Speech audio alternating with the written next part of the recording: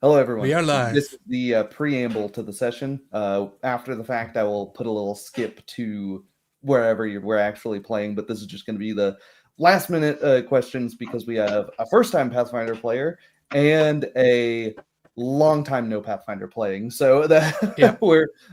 this is very exciting, but also I want to make sure that we get it's impossible to play Pathfinder without having any confusion as to game mechanics, but at least the basics, stuff we'll be interacting with. What was that question, Nick? I'm assuming that Kalash follows like the Arabic naming convention. So is it Kalashi for people who are born in Kalash? Or Kalashian? Is it? I believe so. I'm assuming, but you know what they say about assuming, right? Yeah. Let's see. It is whatever you want it to be because you're the only character from that region. No, because there's no co-creation. Oh, it's just Kalash. There's no No, but like if I am from Kalash, I'm not Kalashian, right? I'm Kalashi, I assume. Right. They just say it's just Kalash. Means you are just Kalash. Okay. Yeah. Yep. Okay. Yep. I prefer my version, but okay. Sure. Of Kalash. It's your character. You can yeah. You could be from some weird backwater that has a different dialect. Hey, Elf Hunter. Right. Oh yes. I'm afraid that a tear in the space-time vortex will open up because it's impossible to play Pathfinder completely in character. So I've heard. We're here to test that, aren't we, today? So just as quick reminder on the basic stuff, just describe what you're doing and just rattle off whatever number, and I'll tell you whether it's a success or not a success. If I say it's a success, you guys describe that. If I say I won't say failure, I'll describe the failure. So that self-explanatory. Another good thing to remember is that this is a 3D game, but you are allowing 4D for very basic things like leaning back on a wall or pulling a chair. Right. If I describe an inn, I'm going to ignore Mystic Art's advice and not describe the inn in grotesque detail. Rather, I will just say there's an inn so it's a dive bar. And then you can imagine that there's dingy glasses everywhere and so on and so forth. So we are limiting co-creation for like lore and world, right? We will not. Yes, for the sake of making the module work, because it's kind of a double challenge here. We're trying both to 3D Pathfinder and to 3D a module. Yeah. So this is double is exciting. Feature. Yes, double feature. That's what I like. Always solving multiple problems with a session. That's really cool. Right. Just too easy. How does he do it? Now, given that, something I did want to ask that we didn't actually talk about last time in specifics is the specific the minutia of the setup. So the basic setup is that the three of you have been traveling for some greater or lesser period of time together. So the party's already together, which I think works great. But do we want to start already in the town of Bellum or like in the wilderness outside Bellum? It would be nice to be walking into the town, Okay. Yeah, walking to it would be perfect, yeah. Okay, gotcha. Yes, I want to start outside for sure. Okay, gotcha. Because I have crazy ideas for my character. I agree. Play out. I agree. I just wanted to get derail the whole game, make it about himself. Yeah. That's what I do, man. Completely go around the town. Just the module. Since you watched the Mystic Arts video, then you could describe us like arriving into town, and then this time the players won't just stay silent as they get close to town, Yeah. I just don't say anything whatsoever. And then because I don't know what to do with a town. And I'll just keep picking you up and moving you. Yeah. Yeah, well, where's the next tunic, GM? Sheesh. Hold on, let me highlight the guards, and then no. Okay, we have to stop dunking on Mystic Arts. I like It's the so guy. easy. It's so easy, and Crispy did not go hard enough. He didn't only give video game advice, he gave dog shit video game advice. I can't stand that guy. The advice he gives for video game, it would be bad if you did it in a video game. Okay, rant over. Yes. Y'all thought we were playing Pathfinder. You got it wrong. He's a Redux. We're just here to blame one YouTuber, specifically. You guys have been baited. Because there's no Pathfinder. He's looking for the answer. He's just like, he got the map upside down. He can't read it because it's upside down, man. We should get back on track. Yes. Yes. So, do you guys want to? This is something we could do in game, but it's something I have because it is a module. It's something I have a question about, which is, are you guys traveling with the intent to go to this town? Or is it more of a wandering around the woods and this is the town you happen to find? Because I think Philippe is kind of the leader, and we're at least my guy is following him. Okay, cool. I'm the errant knight. I was hunted back where I lived.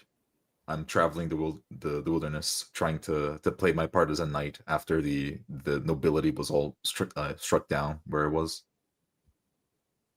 So I believe I'm just wandering as the errant knight, the traveling knight. All right. I'm not just lost. I barely wear, the clothes I'm wearing don't even fit me.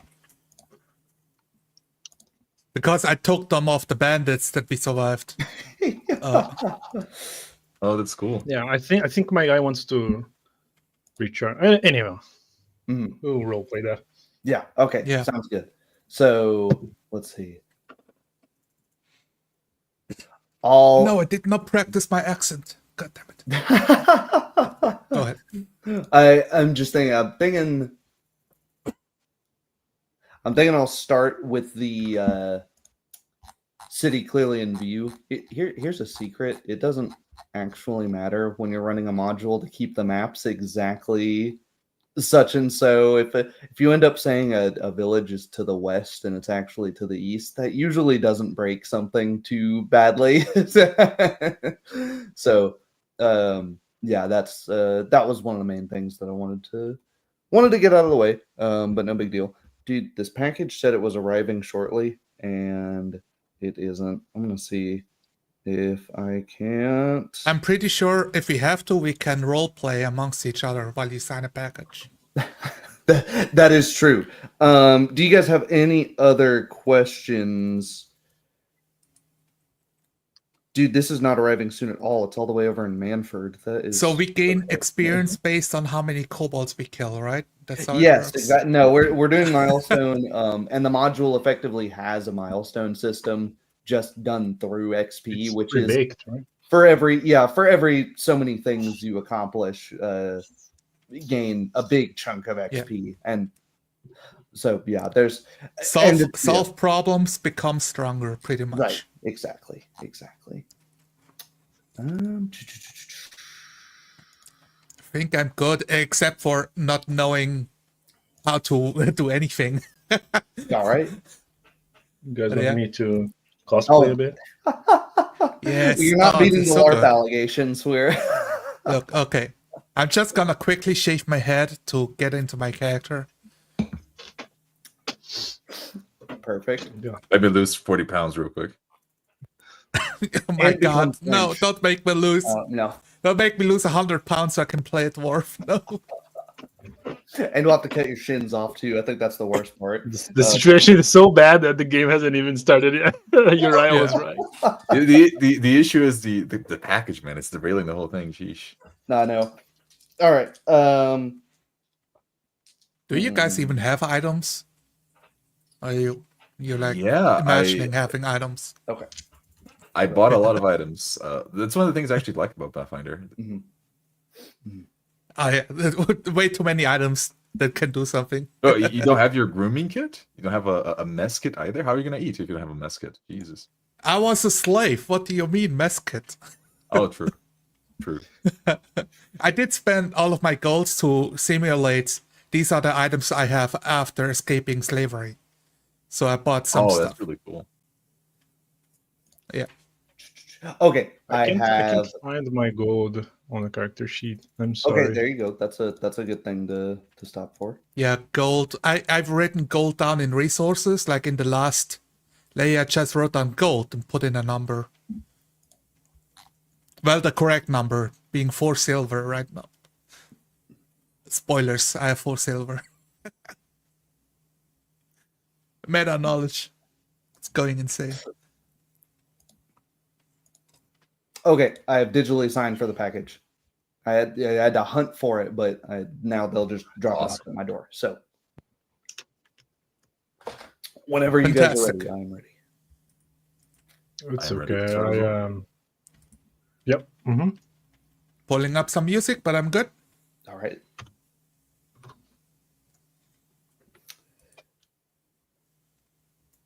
A brief time ago, a group of bandits attempted to attack this ragtag group of individuals.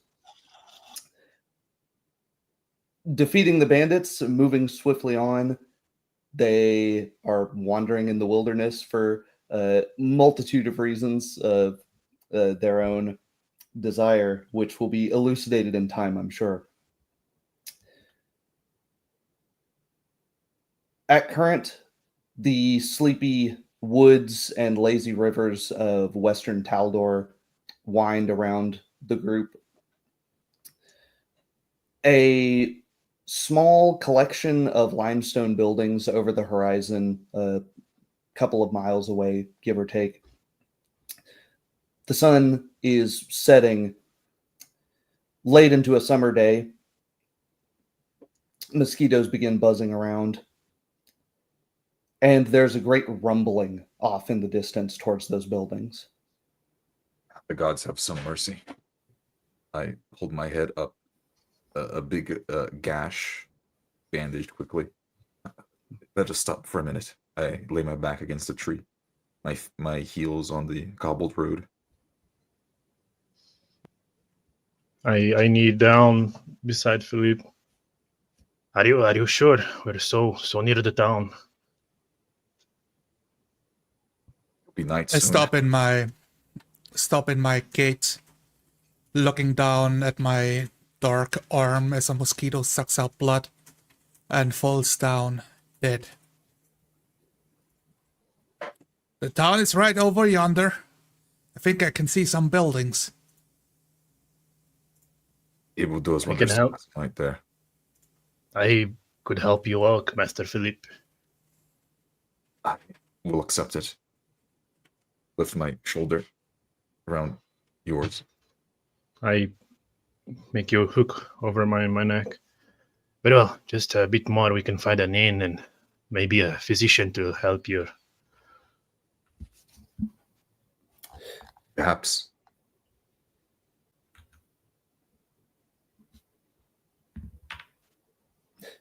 By chance, a voice rings out a few hundred feet into the distance. Who goes there? It's starting to get late. I stop. My free hand goes immediately for the hilt of my scimitar. I unhook from Shair's shoulder, and I take a few steps forward, looking more presentable. I am Philippe de Marais, a noble from the north. A man you should mention. Steps out from behind a tree, raising his hands. No cause for alarm. It's a human man with some lightly graying salt and pepper hair and a basic breastplate on. It looks like he has a spear. I just heard the big rumbling from the town just on my rounds. Well, it looks like you guys are in some need. He eyes up and down the bloodied arm of Philippe. And anyways, the Demarais name, it doesn't mean anything to me, but we're just from some backwater. Do you guys need any help? Yeah, we were attacked on the road. And I'll look back to Shair and then to Alash. I relaxed my hand on the scimitar. His shoulders sag a little bit in relaxation as well. The clothing on Talash Stone Splitter don't fit him at all. Way too long, too big, torn apart by thorns and shrubbery. We could use nights to rest. Some place to fix up some better clothes would be good. Well, Surely your good town still accepts the old king's coin, my good friend. oh, well, of course, money is. You will find plenty of Abadarans and others that are more than willing to accept your coin. But first, let's get you inside. He scratches his head. I'm not sure a guard's escort will give you the best first impression, though. Yeah, we're good. The We'll people continue are on the edge. way. Let's get you in. It's a straight shot. I'll make sure you don't get followed by any bandits. I do a approach. light bow. Do a light bow. We appreciate your hospitality. Oh, nothing at all. And Deputy Bellet, by the way, if you need any of my help again. I think it's a few steps Deputy forward. Billets. I think a few steps forward, and before I continue, I pause once again. Deputy Bellet, you said that the town's on edge? Yes. Is it from the bandits on the road that we encountered? Well, yes, Good thinking, Philippe. Good thinking.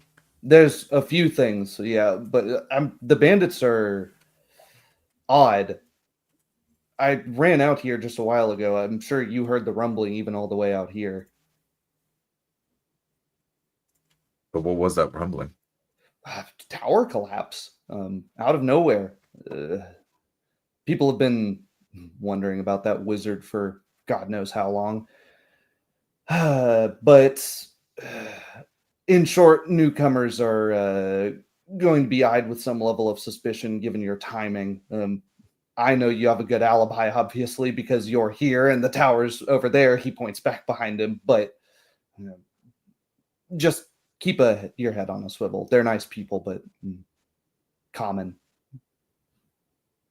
Philippe will sort of slightly look up towards the sky and put his hand on his chest in an overly formal manner. For all this hospitality, I, Philippe de Marais, Knight, will promise to you that once I am fully recovered, I shall vanquish this evil that collapsed your tower.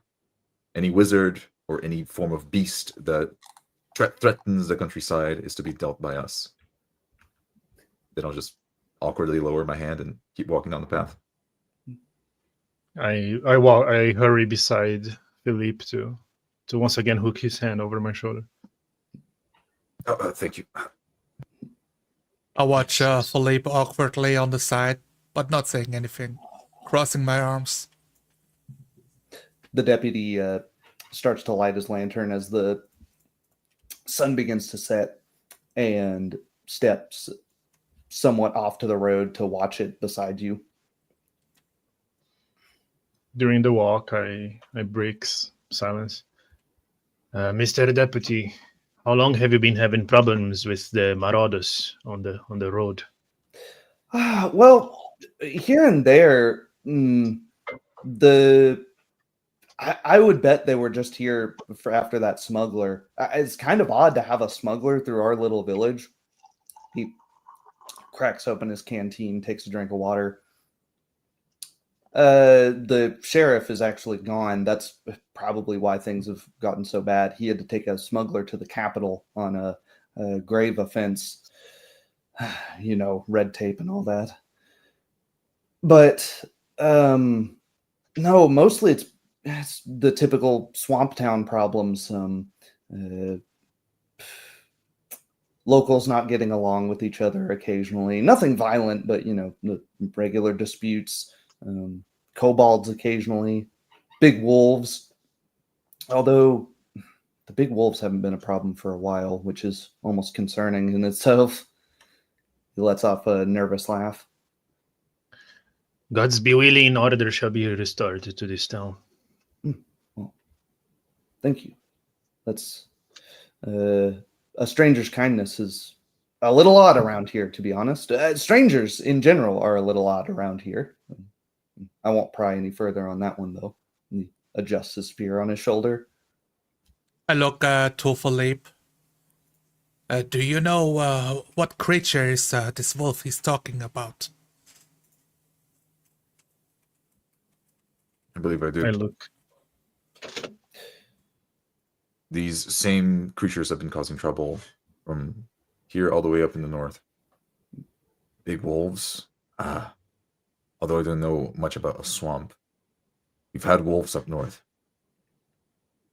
My good deputy, where is your count? Marquise? Duke? Baroness. Baroness. Nothing quite that quite that large. Unfortunately, you just missed her. She's returned to her estate at this time. That is great to hear.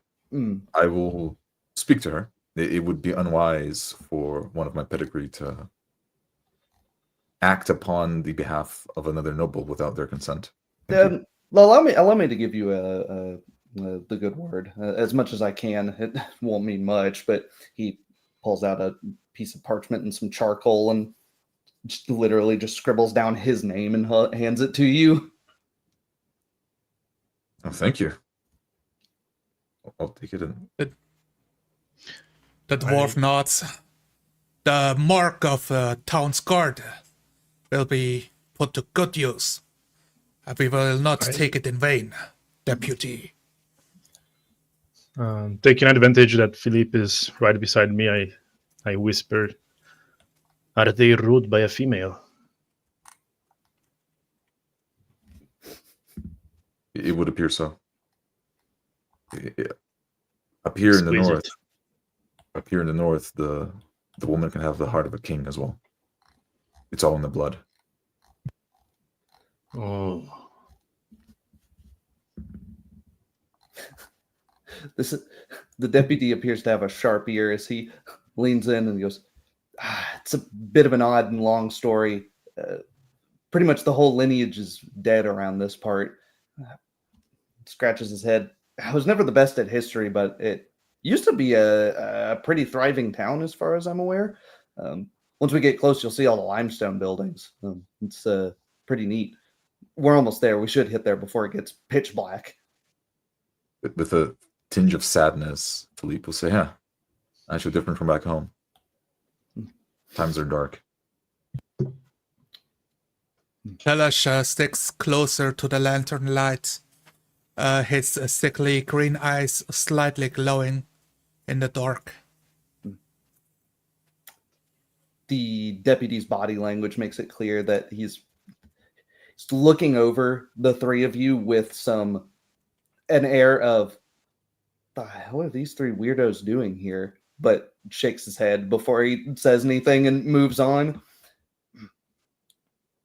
Well, it's just about a half mile down the road at this point, so I will stay out here and make sure no more bandits or anything else does you harm. He hefts his spear up. You Be careful. If I can ask, these kobolds you talk about, they come here to trade? Or is there no talking between your tribes? It's very rarely trade. I think maybe that's happened once. He scratches his chin. No, trade's incredibly rare. It's not he thinks. It's not anything outwardly violent, but they'll, get outside the walls, yell, this, that, and the other. Nothing insane. Usually not a big problem, but with the sheriff gone, they might be getting emboldened. It's the only thing we can think of. Or it could just be an old tower that happened to fall, if you ask me. That's not good. They're posturing. Mm-hmm. I'll touch my wound. Thank you very much, Deputy. What did you say the name of the town was again? Oh, Bellum. Bellum. Thank you. I will ensure to complete my duties, and you will do the same for yours. And I'll continue down the path. To the best of our ability. He gives you a curt salute and sends you off. If I If I may abuse your hospitality one last time, may I borrow a little bit of your flame for my torch? Oh, certainly. And he holds his lantern up, allowing the oil to touch yours. Thank you very much. No problem at all. And if you have any problems, just let me or any of the other deputies know. There's not many of us, but we do our best.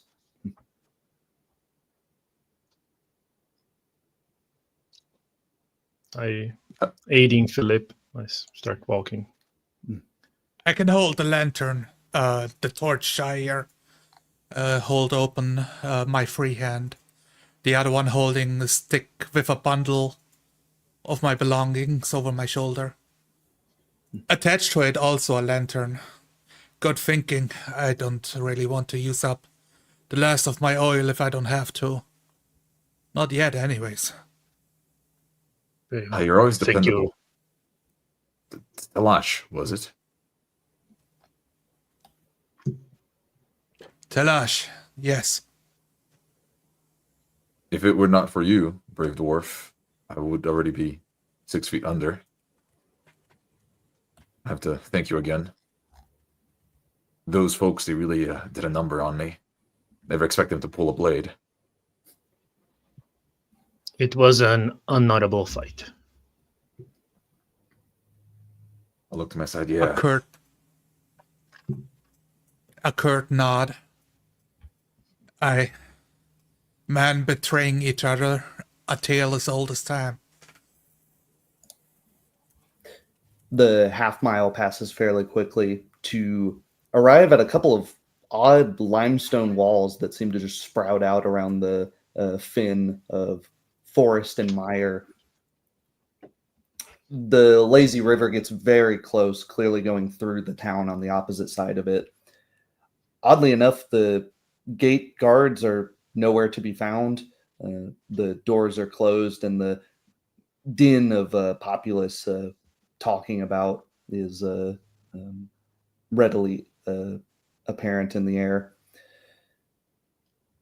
There's a fine layer of dust settling over everything at this point. This is How no odd. place.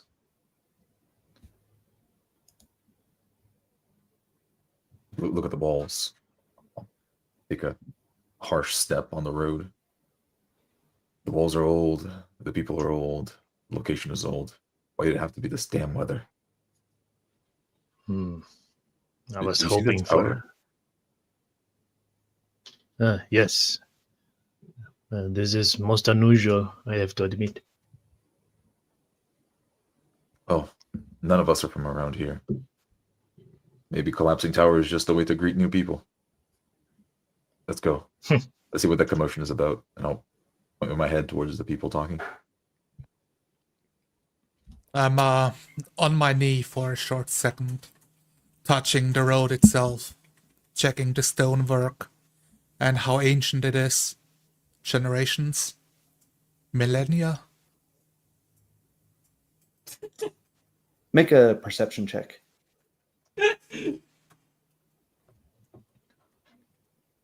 A natural one. It's really, really old.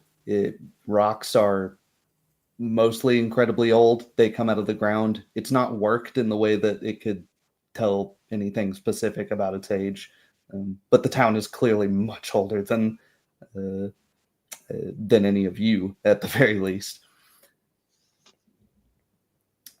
I hurry up after Philippe and Shire with my short legs. The gate slightly ajar. It's clear that there's a group of probably 50 to 100 people staring at the base of rubble, where a tower that was once maybe 3-4 stories tall now just has its base story exposed to the air. Some brickwork and dust, again, fully settled now. I push open with my free hand the gate. The creek does get a backwards glance from a few people, but oddly, they don't pay you any mind. They just keep poking around this tower, gawking. The gossip is now becoming fully audible. Well, it was probably that damn wizard. Nothing unusual here. And one old man just starts walking home, and the crowd is finally starting to disperse. Wizard, huh? I speak low. And let them disperse. You gotta ask one of them. Look, and I point forward. Let's talk to him. Oh, the woman points at herself and it's like, me? Okay. It's a younger blonde-haired woman. Oh, you are not... Sorry, it's odd to see strangers in this place. And you're injured. What help do you need? I'm sorry, madam. I didn't wish to startle you. Me and my friends, we found some wolves in the road. I say, not wanting to alarm her. And I believe that we could use a tavern, but I couldn't help but overhear your conversation. I'm sorry to say. Where are my manners? You are speaking of a wizard? Oh, gossip is common here. We can go to... do you need a tavern or the temple? To be honest, your wounds would probably be better taken care of at the latter. I'll remove my hand. Does it look that bad? Well, I'm not a cleric. I'm afraid I can't say. I'm just... the only type of wounds we get here are the odd fishing hook and other things. This isn't an adventuring village. The Pathfinder Society doesn't even have anything here.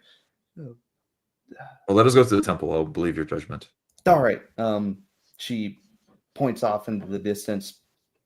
It's the House of Abadar. It's the one that's got all of the, nice marble work. You can't miss it. I must thank you once again. Golden-haired lady, may I ask you what is the custom about wizards around here? Oh, not really a custom, more one guy. He moved in a few decades ago, around when I was born. She scrunches up her eyebrows. He didn't really ever talk to anyone, and that was kind of the problem. She points up on the hill opposite the tower. He just clear-cut the forest all the way up there. Not unusual when somebody's making an estate, I guess, but nobody knows where his money came from. He rarely traded with people, and after he showed up, that's when all those damn kobolds started becoming a problem. They were never a problem before that, so...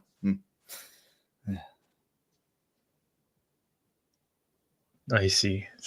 Thank you very much. Oh, no problem. I hope you guys get well. Telash doesn't say much, but he does take off the leather cap from his bald head. She scurries off to presumably her home.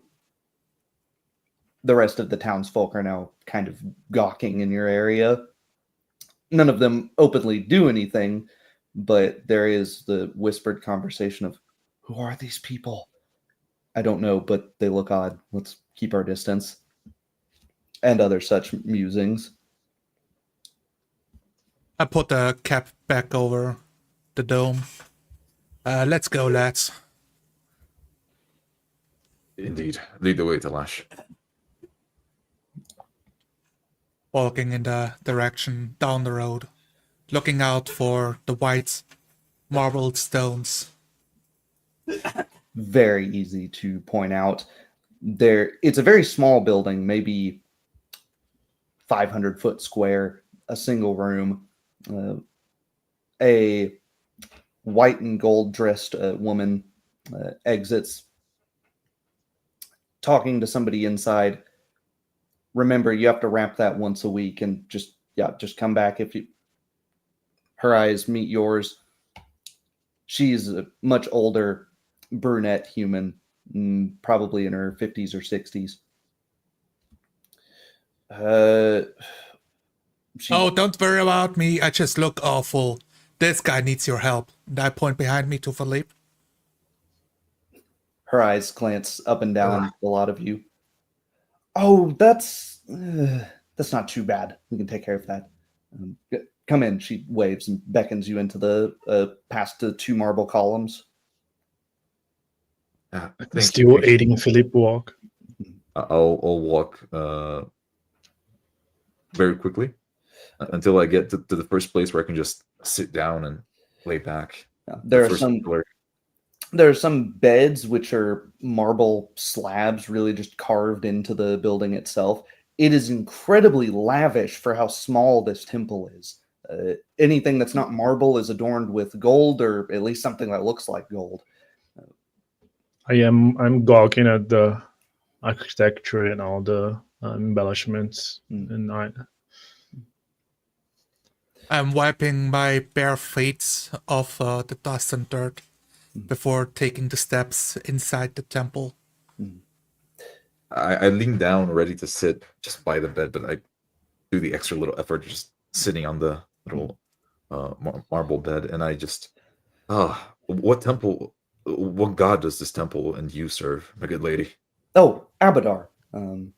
There's a few of us in the temple, as another cleric in just the pure white, no gold, scurries about, a very young boy, probably 12 or so.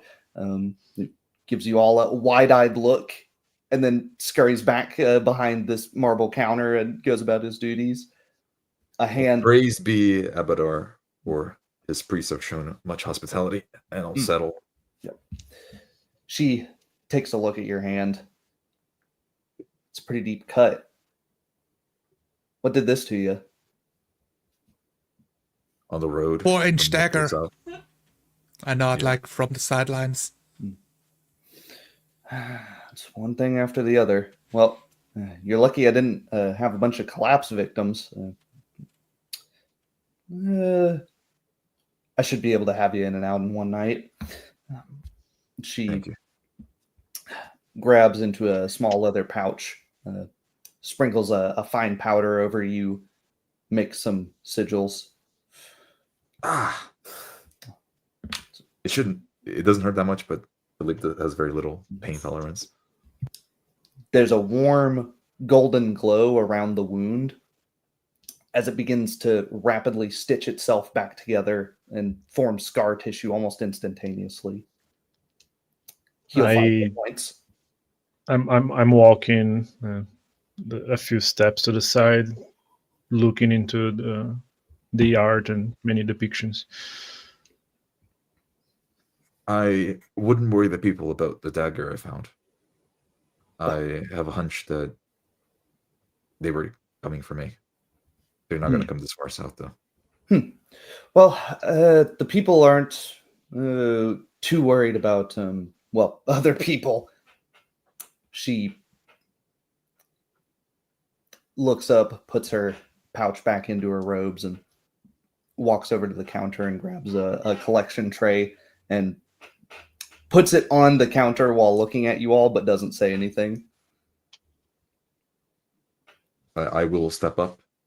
I grab a little leather pouch from my belt, jingle it. Very, very little noise comes out. I reach in and pull true gold coins and put them in the collection plate. Oh, your generosity. I turn to Shair and ask, without dampening my voice whatsoever, is this the customs in the lands around here? Pay for miracle works? I smile and shrug. It's the least one could do, really. After receiving such hospitality. I think this should cover for us, though. Thank you once again. She puts on her best fake smile and says, I think we have some clothes that would probably fit you, Sir Dwarf. Let's see. I don't know if robes are your style, but she goes behind the counter, blows some dust off of some white robes that are child height, but squat in width. Not too many dwarves around here, but we do have some. She folds them up and hands them to you. I hold up my hand Priestess, I cannot afford this. You've made a donation. That's all that we need. I look to Philippe if this is even acceptable. I'll give Talash a nod, but not really understanding what the hang-up is. Yes, take it. Abadarans are... She ponders for a moment. We have a reputation for being greedy, but with greed comes generosity in and of itself.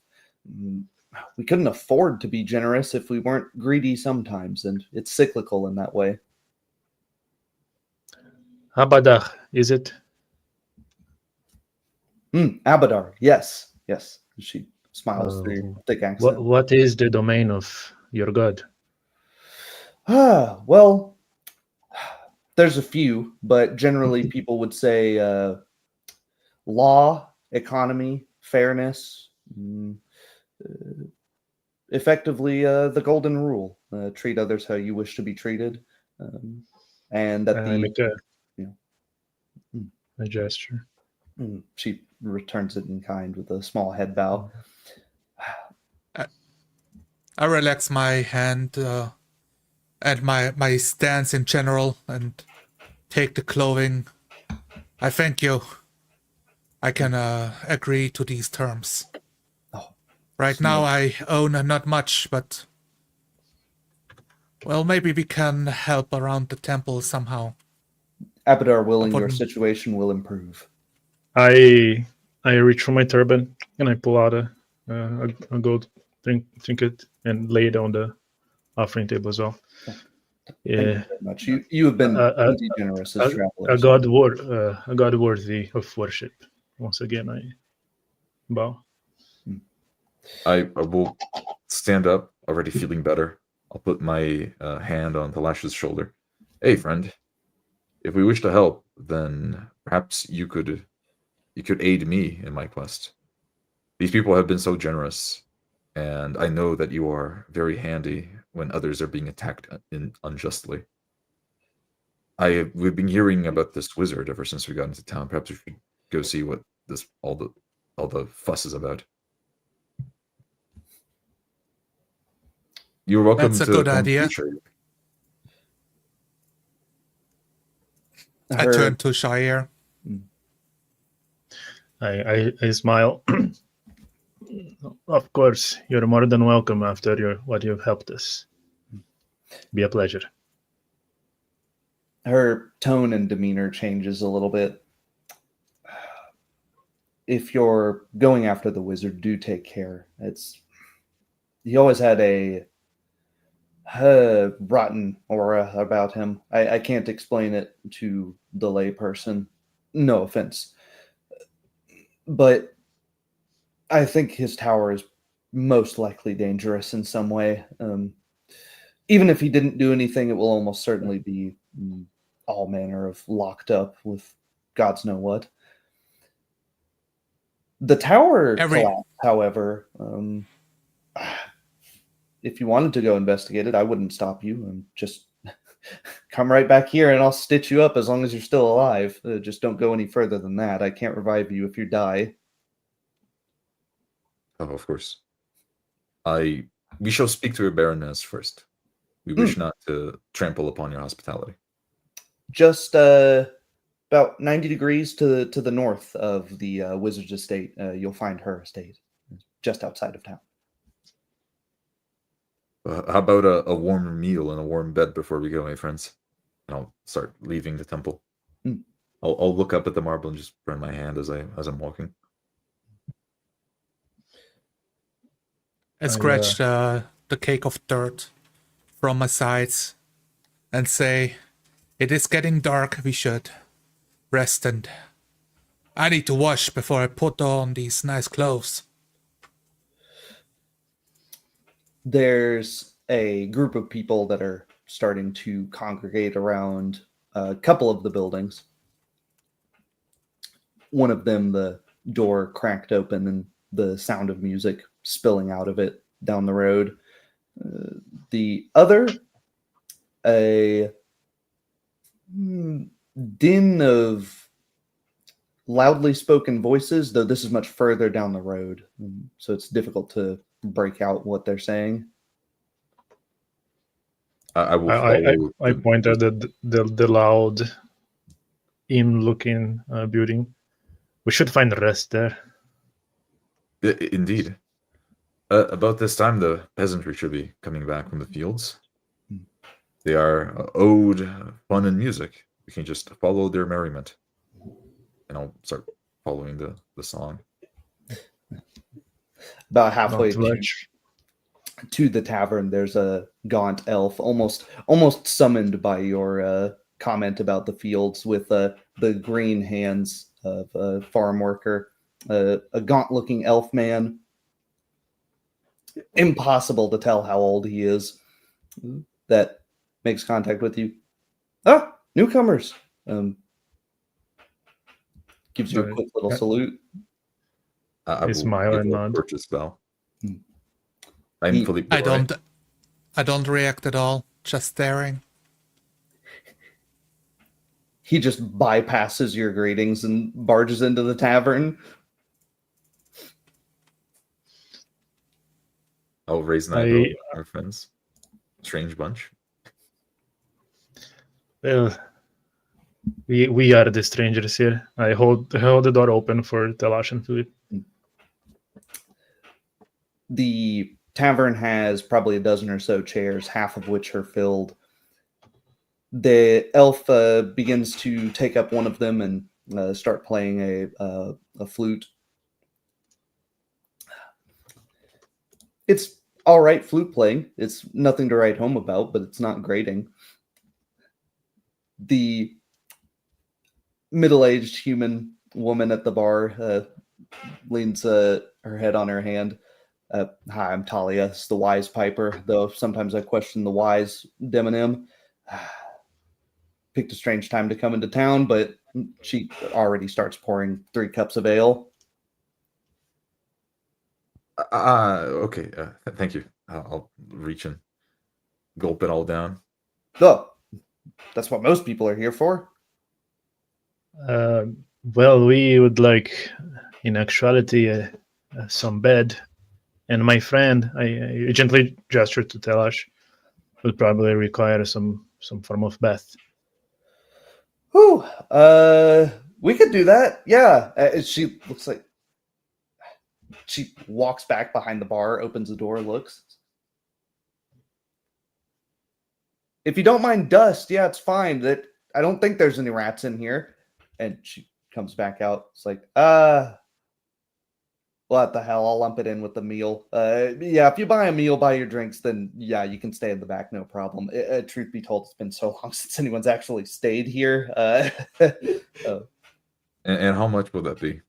Oh gosh, for all told, 5 silver, let's say. I'll make that 6, and I grab the last few coins from my bag and put them on the counter. Thank you. Some extra drinks. She counts that out. Ah, sure. Yeah, more where that came from. The coins are from the north, minted in gold. I wondered what was odd about them. She says, holding one in her hand. She goes below the counter again, fills your cup of ale up again. The town's not big enough to go through all of what we have. It's just the nature of things. Let's see. As far as my good friend here, Talash, drinks as well as he fights, and I put both my hands on his shoulders, then he will go through all of your supply. Don't worry about it. Oh, well, let's try not to piss too many people off our first day in town, shall we?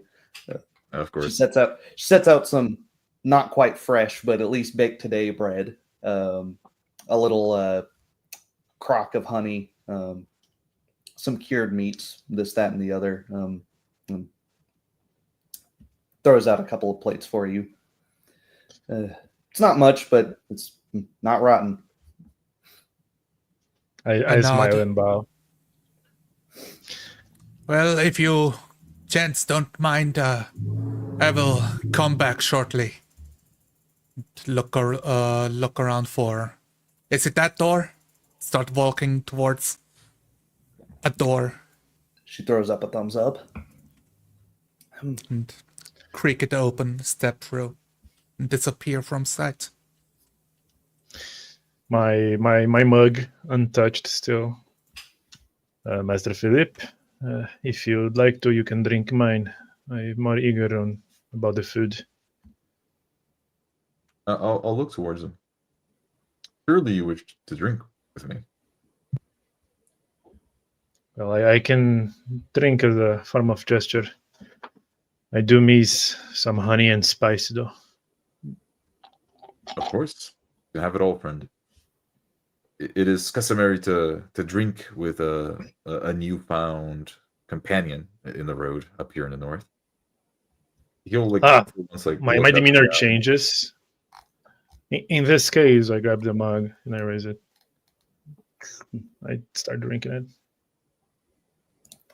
This past few moments, an old man has been scooting his chair closer and closer to the two of you. Looking at you, it's clear he has only one eye. No eye patch covering the hole, but a long scar over the one. Scraggly hair, scraggly white beard. Are you two investigating the tower, I hear? Word travels look fast. Boom! I clunk the mug on the table. Yes. Do you happen to know anything, my sir? Be on the lookout for devil worshippers. I don't my know face goes. too much about them, but I know that wizard, and I know he was a devil worshipper. You know the reason he cleared that forest? Wasn't for logging. His estate's made of limestone, like all the rest of the buildings here, so he could see the stars. He squints at you with his one eye. He's crazy. My face goes a bit serious to angry as I hear him. And sorry for asking, but if so, why hasn't your governing body done anything about it? He throws his hands wide open. People, this man has been here but a day, and he asks the questions we all ask. Why hasn't the Baroness done anything about this? Oh, come now. There is no need to raise your voice. And I The put my barkeep. hand on his shoulder. The barkeep is... I will speak to the Baroness, and with her consent, and this time I'll stand up from my chair, and with her consent, I Philippe of House de Marais, will explore very thoroughly all lands around and ensure that there is no problem amongst the very hospitable people of Bellum. And I'll bow. I add in, Master Philippe is of the upper caste. You can trust him. The old man slumps back in his chair, clearly a little disappointed at the fact. Well, all right. If you say you're going to go look at it, that's better than any other layabout here's doing. And I'm too old to, so good luck. Gives you a pat on both a pat on the shoulder, and scoots his chair back into the corner and begins supping at his bread. Hopefully the newer generations still have the ferocity that your generation had in their prime, old man. Well, they just want to farm, fish, sit around. It's that shelling thing, you know? Raises his mug of ale. I'll sit back down. With the noise of tavern goers in the background mumbled through the door, sitting on a three-legged stool, a wet cloth slowly washing his arms, shown by a couple of candles and the moonlight going through the shutters.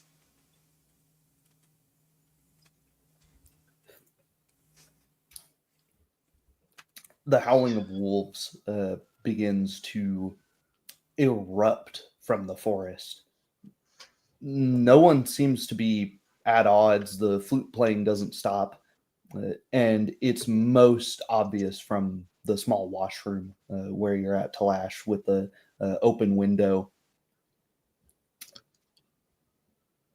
I in between eating some meat glazed in with honey, I look at Philippe. Ah, the chacals. How big are these cows? You said of your land. Yes, they're hounds of the wilderness. I believe them you called wolves. a wolf. Yes. Yes. Much the same issue, I would assume. Mostly dealing with cattle. The people Yeah. don't seem to mind. We are in a pretty wooded area. Chacals are mostly harmless, though. Too small to attack humans. Not wolves. I think they're bigger. The woman didn't even bat an eye when I said that that wound was from a wolf. You should Nah. watch out out there. She speaks back to you again after tending to some other customers. We're now starting to fill the place. Some of those wolves, we've seen them pick up whole cattle, wholesale, go missing. Somebody even saw paw prints on their roof, which is like 12 foot up. I don't know how a wolf would have got there, even a dire wolf. My eyes widened slightly at the mere mention of a dire wolf. Yeah, I mean, he must be pretty old, though. Really, it just hasn't been much issue. I guess all the commotion is probably driving them into, not into town proper. We've got walls. Nobody's too worried about it. Once you're here for a week or so, if you're here for a week or so, sure, changes their tone. You'll get used to the sound. But yeah. Have the hounds been a problem before the wizard? That's a good question. I would ask one of the farmers about that. I couldn't tell you too much, to be honest. I assume they've always been here. I don't think the wolves are magical, but who knows? The farmers living outside the walls will know better, yeah. No, you can talk to the elf right there. I'll look and have this look on my face. I don't really want to talk to this elf. Sure. I mean, you don't have to. There's other farmers, but... Come and show you. Oh, it is convenient. I can talk with the pointy-eared one if you wish. The elf, playing his flute, raises an eyebrow, gives you a hold up, and then after beckon him to come closer. Yeah, after 5-10 seconds, he finishes the set. He says, "All right, be taking a break and talk to some of our new friends over here," making motion towards you as 10 or so people just stare at this ragtag group that's just wandered into their town. I smile warmly and once again do a nod of appreciation. He walks over to you, leaving the people to talk amongst themselves. What can I do for you? I'm Henri Monette.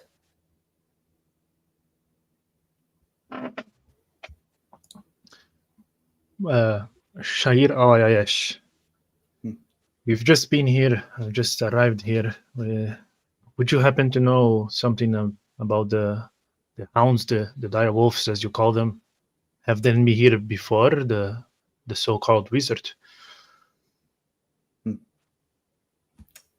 Before I divulge that information, shake on it, and he holds out an unusually calloused and green-tinged hand for an elf. I extend mine. He takes it and grips it firmly with a strange farmer's strength, not befitting his gaunt body type. Well, truth be told, I think you've got two issues. The wolves, yeah, they've always been there. Were they dire before the wizard showed up? No, they weren't getting any cattle. In honesty, I'm not a cattle farmer. I have a few on the side. We never see them going. They don't bother people, but it is annoying. Getting cattle all the way out here is a real pain in the ass, to not mince words. I really am not a big fan of all of the general wizard hatred that goes around here. I think these people are kind of, he lowers his tone, we're a little backwards. It's not befitting of the rest of Taldor, you know. But they do have a point. This one's a bad apple, I think. Doesn't help that as soon as this tower collapses, it's been what? He looks at a water candle on the wall. 4 hours, and he hasn't made any appearance or any attempt to show that it wasn't him. I start stroking my beard. That is strange. You're right. Shayir, perhaps we should fetch the lash. This good food and hospitality has given me renewed strength. The tower has just collapsed and the wizard's not yet to be seen. Perhaps we should go out there on the debris of the tower and try to look for him. I nod. Yes, it is a way to return the hospitality. I once again smile at the elf. Has there been no effort from the people to try and look if he was under all that rubble? No, he sighs and defeatedly. Look around you, man. I could probably do it myself, but I'm not exactly of the build to go digging around in cramped places. He sort of holds his hand up to his head, measuring his height at well over 6 foot tall. Besides, if I stop working here, if pretty much any of us physically able people stop working here, I mean, the town's going to be without food. He points around to the crowd of aging and often outright crippled individuals that live here. We're an old town. The sheriff's gone. We just... I'll give him a slap on his arm and stand up, standing much shorter than he is. You've already done your work. You've earned your rest. We, however, just arrived. It's time for us to do our work. We should go fetch the lash. Around this time, the door opens. Talash Stone Splitter coming out, wearing now a green children's tunic and a brown hosen. Now fully cleansed, realizing that it's not just dirt. This dwarf really just has really dark brown skin with a short beard and a shaven head that has some hair springing up again. Looking around for where he left his ale. I was wrapping the bread in a clean cloth when I turned back, and I see that you're wearing children's clothing. My eyes widen, and I quickly go for my backpack, and I pull out a blanket, and I come to wrap it around you, trying to preserve your honor and dignity. What's with the blankets? It's not that It is a cold, you know? night. No, not really. I look at Shire for like confirmation. I'm on the other side. I'm finishing with a piece of bread, of getting all the honey and eating it. I just nod. I will lean in. The clothing that the priestess gave you is of children around here. If you're seen with it, then they will think lesser of your dignity, my friend. I blink once with my sickly green eyes that still slightly glow. It's eerie. I say, I do not care what people think of me. If that's your concern, Philippe. My eye will give a slight twitch at that comment. Henry, the farmer, leans in and goes, it's honestly better than rags. And it's nice children's clothing, too. That's... it really depends on who you go by. In fact, I think most people around here wouldn't really care, to be honest, for better and worse. I don't know how much you know about Abadar or Shellenites, but they're not the. On one hand, they're the type to care about the niceness of the material. On the other hand, they're the type to care about whimsy and relaxation and, well, as the old man said, layabouts. He shrugs his shoulders. I nod. Right, friend. Well, the pants do itch a bit, but it will do. Better than the flea bites from the rags. Oh, man. And the mosquitoes. You can keep the blanket, Talash. I'll step back and let's eat. We need I was thinking that it would be a great aid to such a nice town to help with the collapsing tower. From what I've seen, there's been no effort to look for the wizard under that rubble. Maybe he was buried under it. And I'll like take a step back and look down at Talash. And I have heard much about your kind's ability to work with stone, even after it has collapsed. I nod. Well, Philippe, lucky for you. I used to be a miner. So, if we have to work some stone, as long as I got the proper tools, we can clear out the tower no problem. I will nod. Oh, thank you. Here, eat the meal, and I'll just sit back for a little bit. I'm talking with the woman who served us. Once again, thank you very much for your cuisine. She looks back up from her cake. Oh, it's no problem at all. Coin for food. That's the way of things. If you need anything, don't be afraid to ask. You're doing us a service. I mean, we don't have a lot, but I can. If you're helping out with the village and you have something to show for it, I can give you free room and board, and it's no problem at all. The elf farmer quickly pipes up as well. Oh, and if you need mosquito nets or I don't know, you said tools, farm tools, you could probably take them to the smithy, get them modified. I don't know. I don't know what exactly it is you need, but yeah. Once again, A nod. wheelbarrow, a pickaxe, something like that. Maybe a shovel. Not more will be needed. I don't expect to do excavations down there. Or is that what you intended, Philippe? I don't think it would be necessary. I know. Mostly want to inspect under the rubble. I stand up and I will get bedding ready.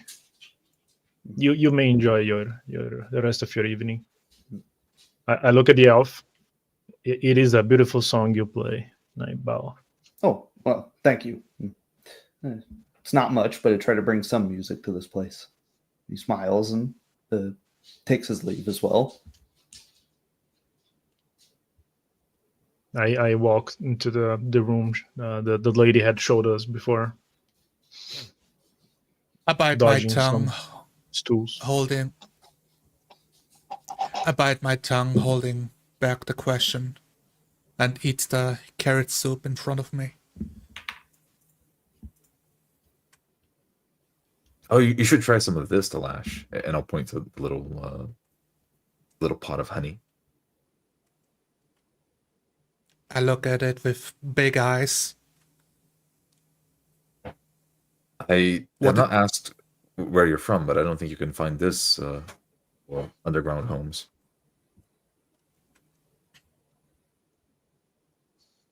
I dip my finger in it and give it a lick. Oh, that is quite delicious. Oh, you were right. Oh, isn't it? Oh, this is the stuff. And I just grab a whole spoonful, shove it into my mouth, pretty much. The innkeep laughs. Well, the apiarists will get a kick out of that. Yeah, anyways, you make yourselves at home. I'm going to start cleaning up the bar. And she starts setting up the cleaning mugs and whatnot. I wish not to hurry my friend Talash. As soon as he's finished eating, we'll check out the tower, and then we'll be back to sleep only. Thank you very much. A hand shows up from under the bar. Take your time. Take your time. We can. Inside the room, I'm setting up some candles, and I set up from my backpack a little incense and start burning it. Okay, smelling it. I nod and smile to myself as I'm removing some of my cloaks and turban.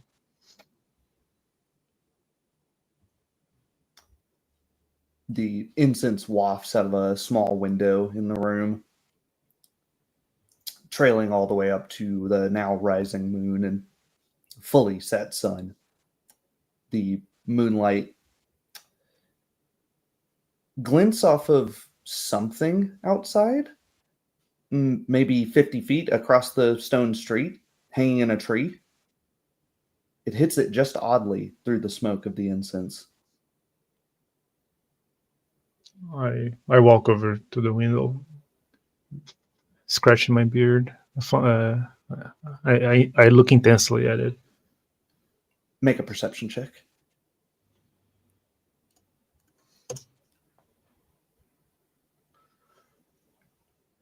It must be some piece of jewelry or something caught on a bush, something like that. I closing the shutter, like shrugging it off, and I continue to fold some of. I take out my coat, start folding it.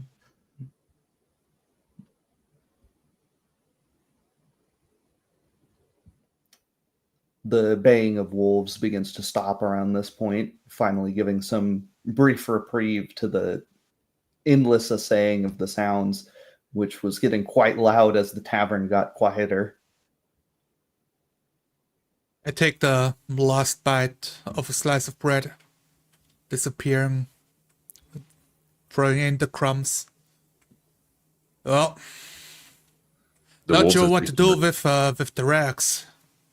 They're kind of useless for me, but I don't want to litter them in town somewhere. Oh, the barkeep pops up again. I can burn them for you. Fuel for the fire is always nice. Yeah, if you will take them, you can have them.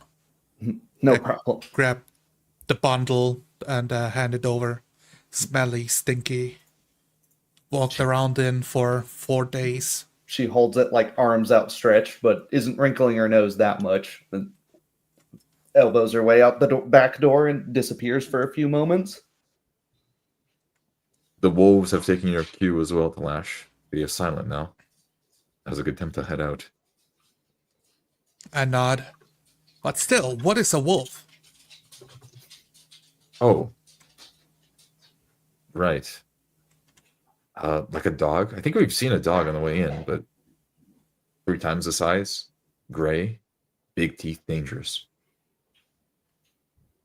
The dogs are the one with a yell, heel, and come here below.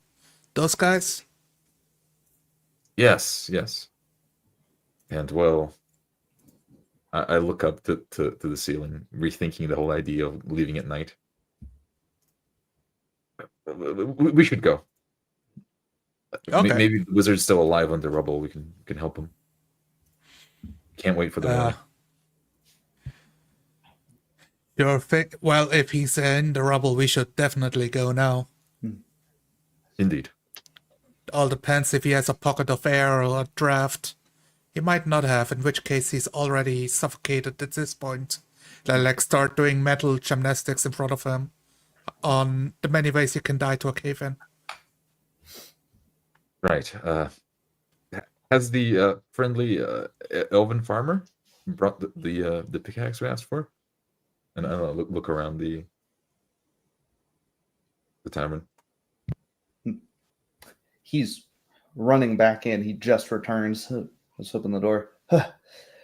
You're lucky I caught that you were leaving tonight. I thought you were going to at least rest before you went. Here. He's clearly heaving and out of breath. Buds a You're too pickaxe. kind. It's old, it's rusty, but it's sturdy enough. I haven't used that thing in years. Forgot I even had one. Yeah, there you go. Hopefully it does you more good than it does me. I take Anyways. the pickaxe and swing Yeah. it over my shoulder.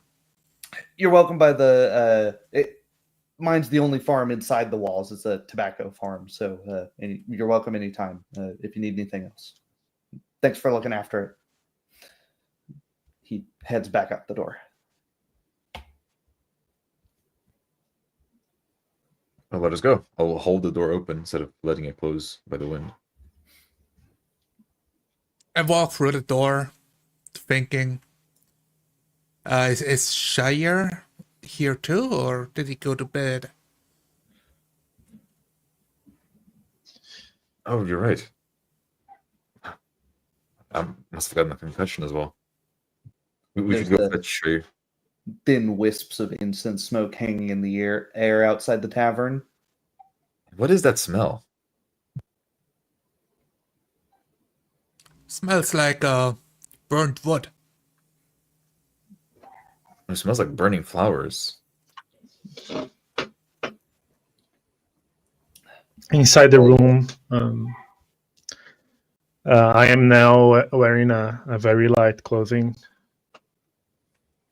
I'm sitting on a bed, rolling my shoulders. Scimitar is resting right beside the pillow. Some of the other townsfolk are milling about. Now there's a small group of about 4 or 5 of you just outside the door sniffing the air. Yeah, that is odd. It doesn't smell bad, but like it's... Anyways, what are we... Are you guys waiting on someone, or...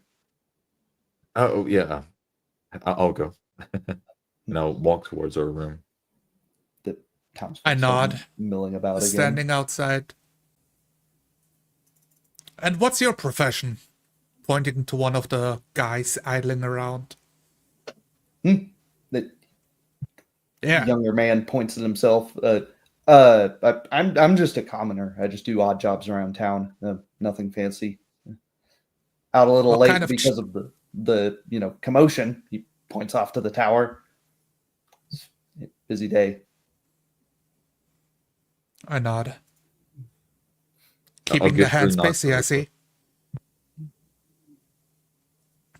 What was that, sir? Keeping your hands busy, I see. Oh, as ever. Got to make a living. There's not trade here. There's pretty much none of the noble families left. That's all you can do. Make a meal a day. Hopefully 3.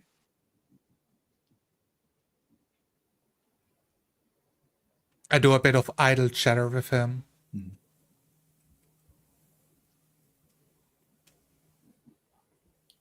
I'll give 3 knocks on the door. Raspy sound on the wood. Cranking of wood. Open the door. Philippe, Hello, Shay. the room is also yours. You may come in. You don't need to knock. Of course, but you have your privacy as well. We are heading out to the tower. See maybe if the wizard needs help. I look very confused.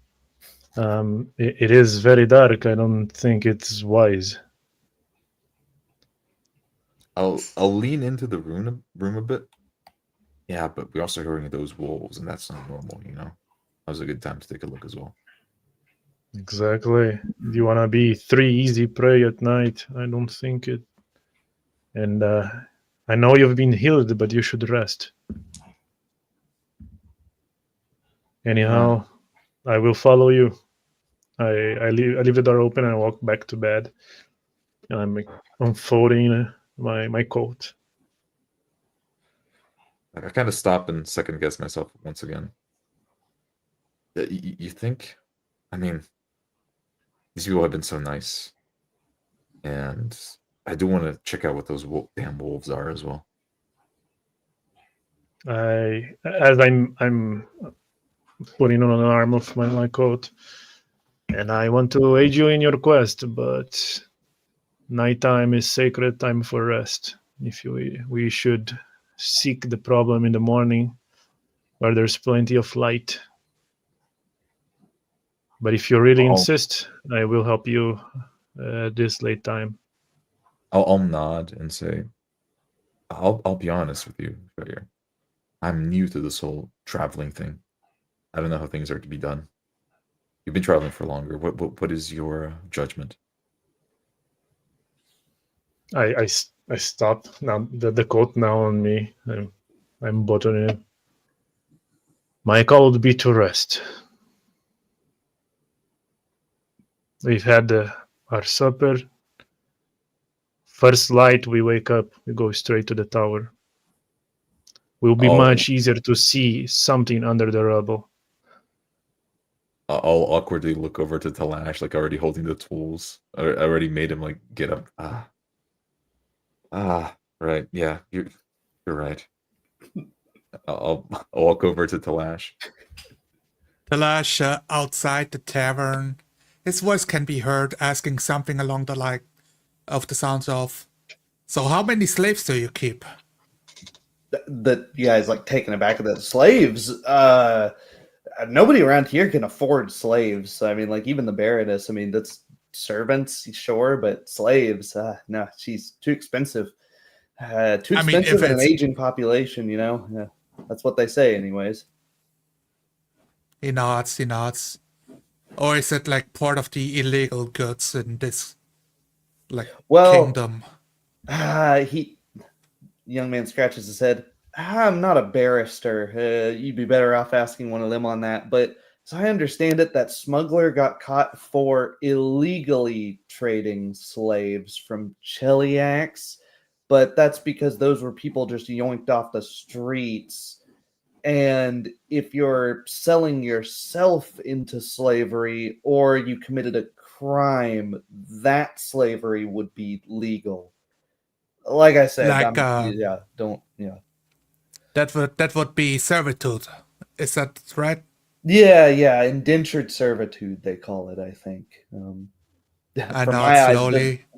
doesn't look much different from what I do, to be honest. Just have a little more freedom in choosing jobs.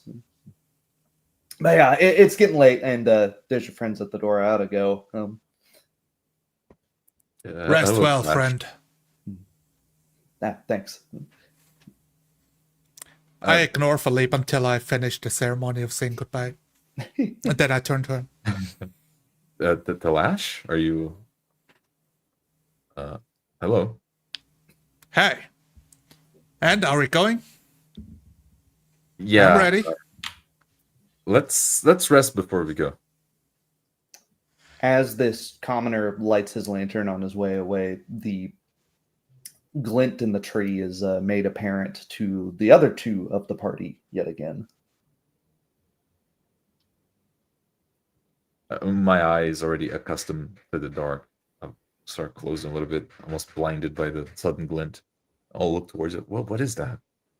It's about 10 or 15 up in a short tree, hanging, swinging in the gentle breeze. A pendant of some sort? Oh, that thing. I just assumed it's part of trees. Yeah. I don't know the kinds of trees that grow around here. In this area. Someone must have tied it up there. Because pendants don't grow on trees. How strange. Yeah, now that you mention it, it does look metallic. Squinting my eyes. Well, Talash, let's get this cart into our room. I don't want anyone snooping around with our friends' borrowed tools.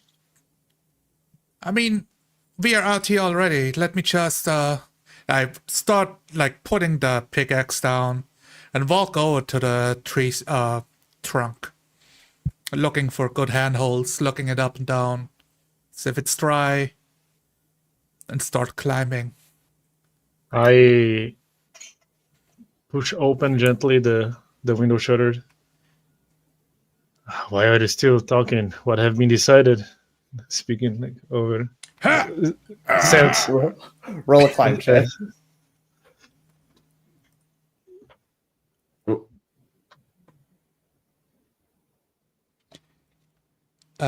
It is low.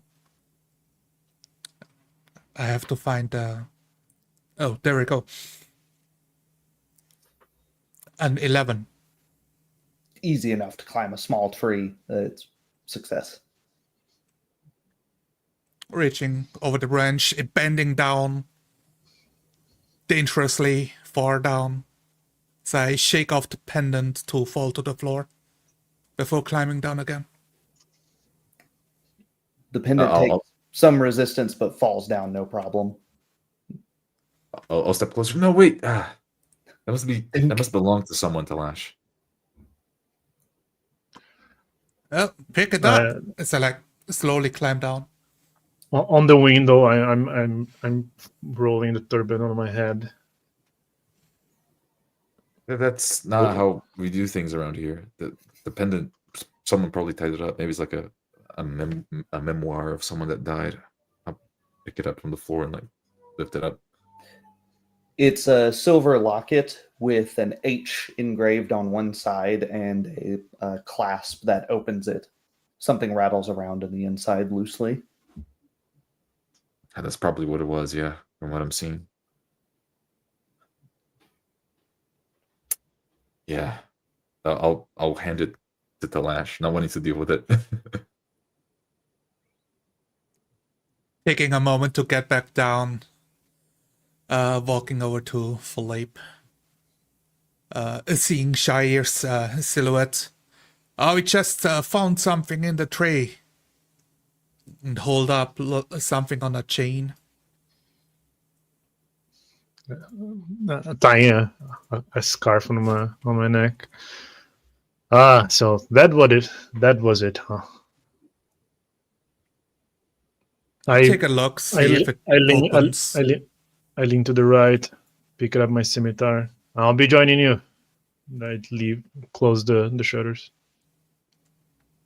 We will be going then. Very well. The barkeep at this point opens the front door. Are you guys still talking out here? I mean, not to. I know different cultures and all, but it's just odd. You don't have to leave or go to bed. It's just she looks up as the moon is starting to hang. Felipe's red in shame. I'm sorry. I didn't mean to keep you up all night. I guess we'll go. Yeah. We'll be back when it's time to sleep. Oh no, that's fine. Just wondering, just making sure everything was okay. And she sort of making my way now through the tavern. I nod to the barkeep and exit, circle around to meet them. I'm more messing around with the pendant, what metal it's made of, what's on it, or if it opens up, if it's a mechanism. It's a an H, I see. It's a very simple clasp that just has a very, very basic leaf spring that opens whenever you click it. It's clearly silver. It's a material that almost everyone in Galarian has seen hundreds and hundreds of times. The inside is a small, almost disc of parchment with a few bits of writing on it. I squint, carefully holding the parchment in front of my eyes. Master Talash, I am not from around here, but it looks like a charm. Would be better not be meddled with. The letters shift on the parchment, almost forming the letters as you're reading them. If you're reading this, I am dead. My familiar, freed. Don't go into the tower. Hunclay. Speaking back to Shire, saying, Well, I found it, so finders keepers. Until I can find its owner, I'm gonna do with it what I... Did I stop speaking? My eyes narrow to a hawkish look. Is it the way the words they change? It belonged to the Dalash. wizard. My hand now is resting on my scimitar.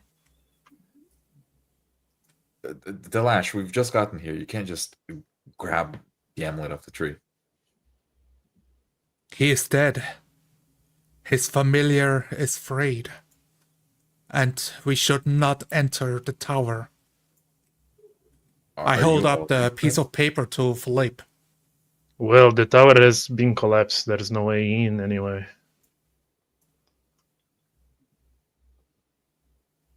I'll look at the paper and start reading it, trying to see if it says what Dalash said.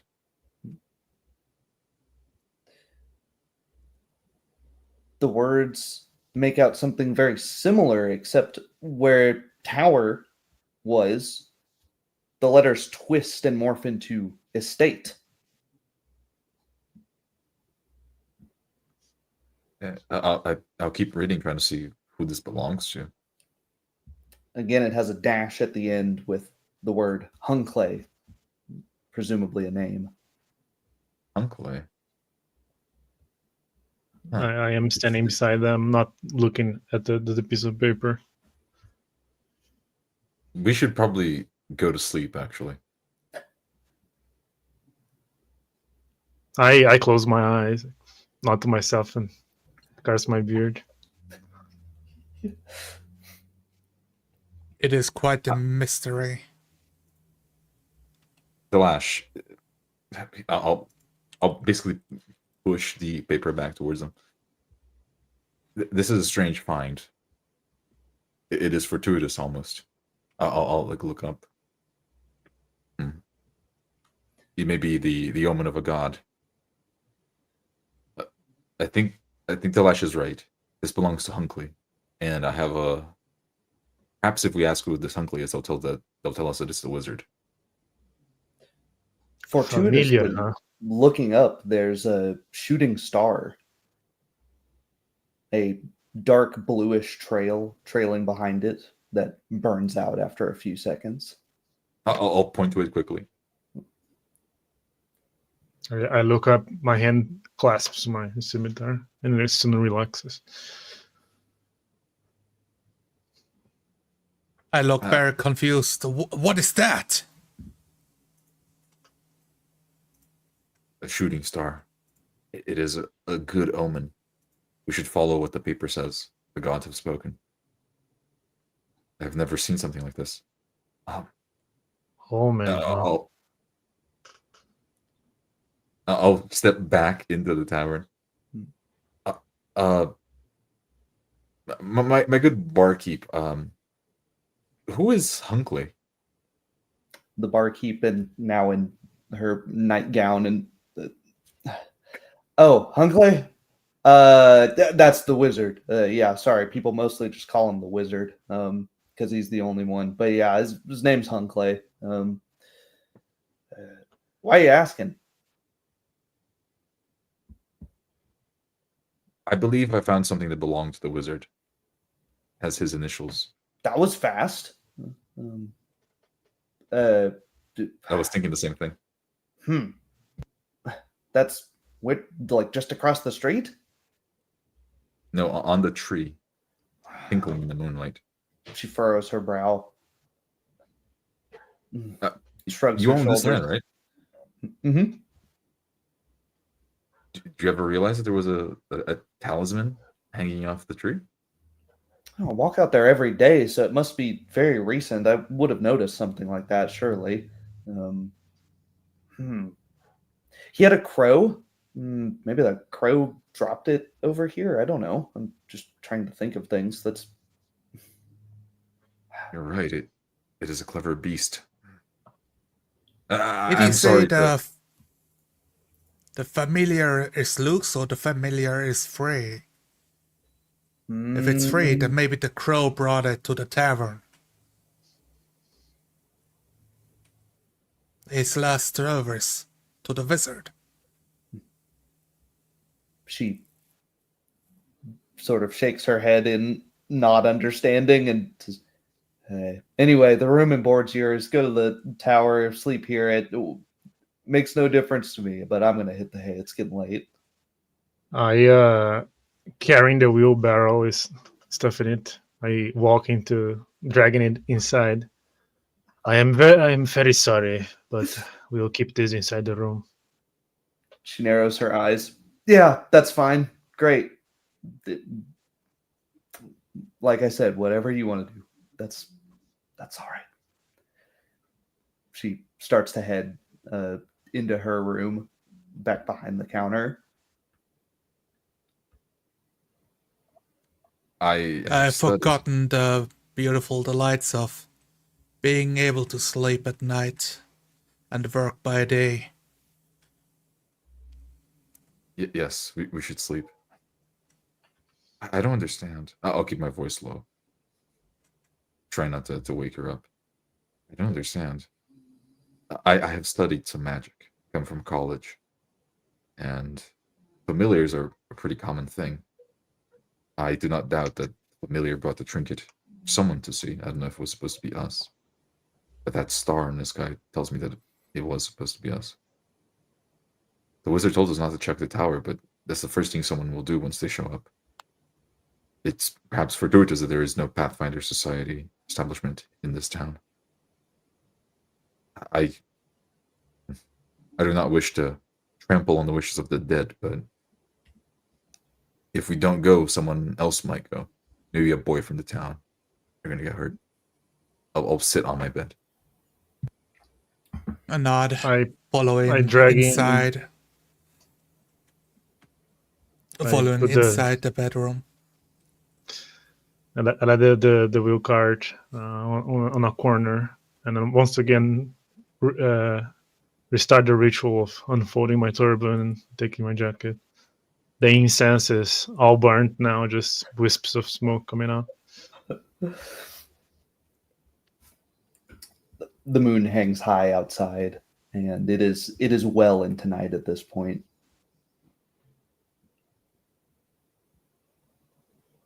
Sleep well.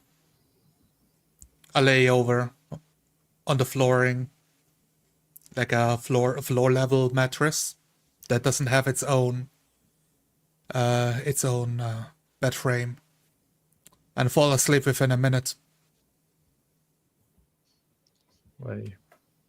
I follow Sung Short to sleep as well. I start my own ritual of taking off my armor.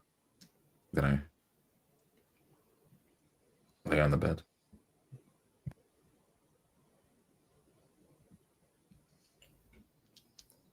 As night passes, the morning is quickly greeted by the sound of cocks crowing and birds chirping, and then the unfortunate buzz of mosquitoes and other bugs as they flit around in the humidity of the sun, starting to bake everything in the hot summer air.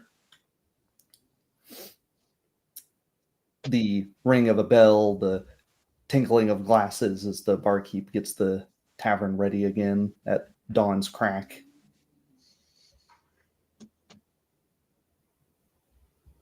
We're leaving before the sun rises too much. I'm standing up as I pull the blanket. There is a silhouette of sweat on mine on the bed. This weather. Elash takes a few minutes to My put beard the and stuff mustache is all away. unkempt.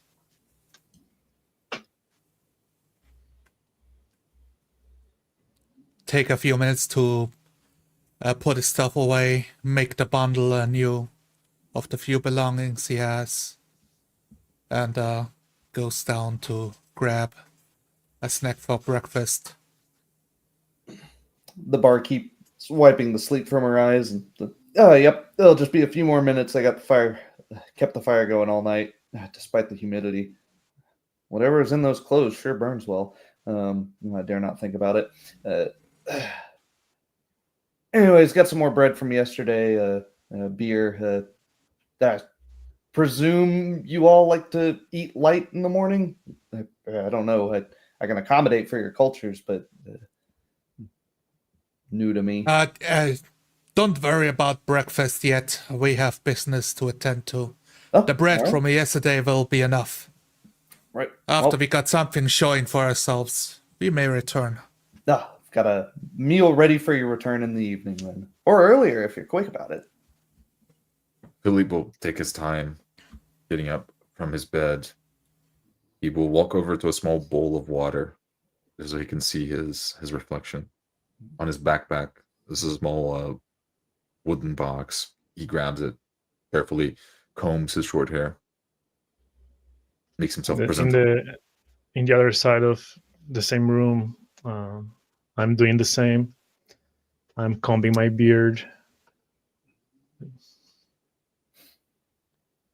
Downstairs, waiting, not moving a muscle, slowly churning on a piece of stale bread. Finish my little ritual, close my box, put it back in the backpack, and start putting on my armor rather quickly.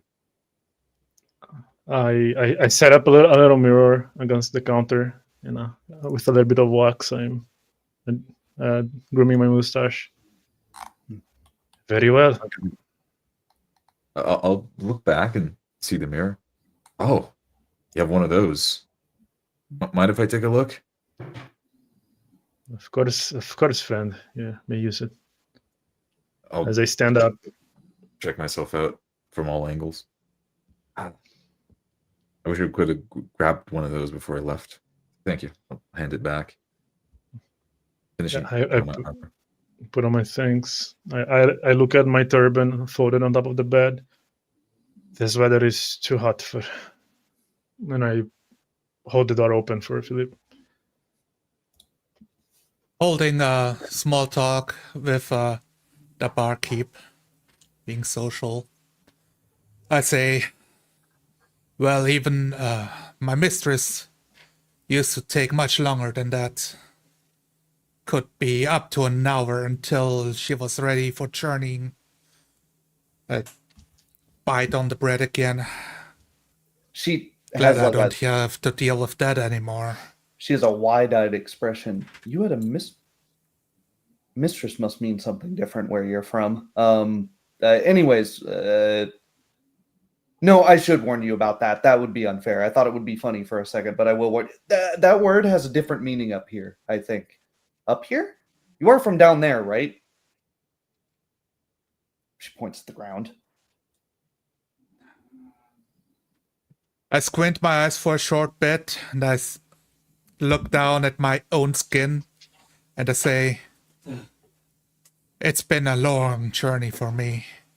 I am from the mountains, but I do not recognize any of the mountain ranges in this area.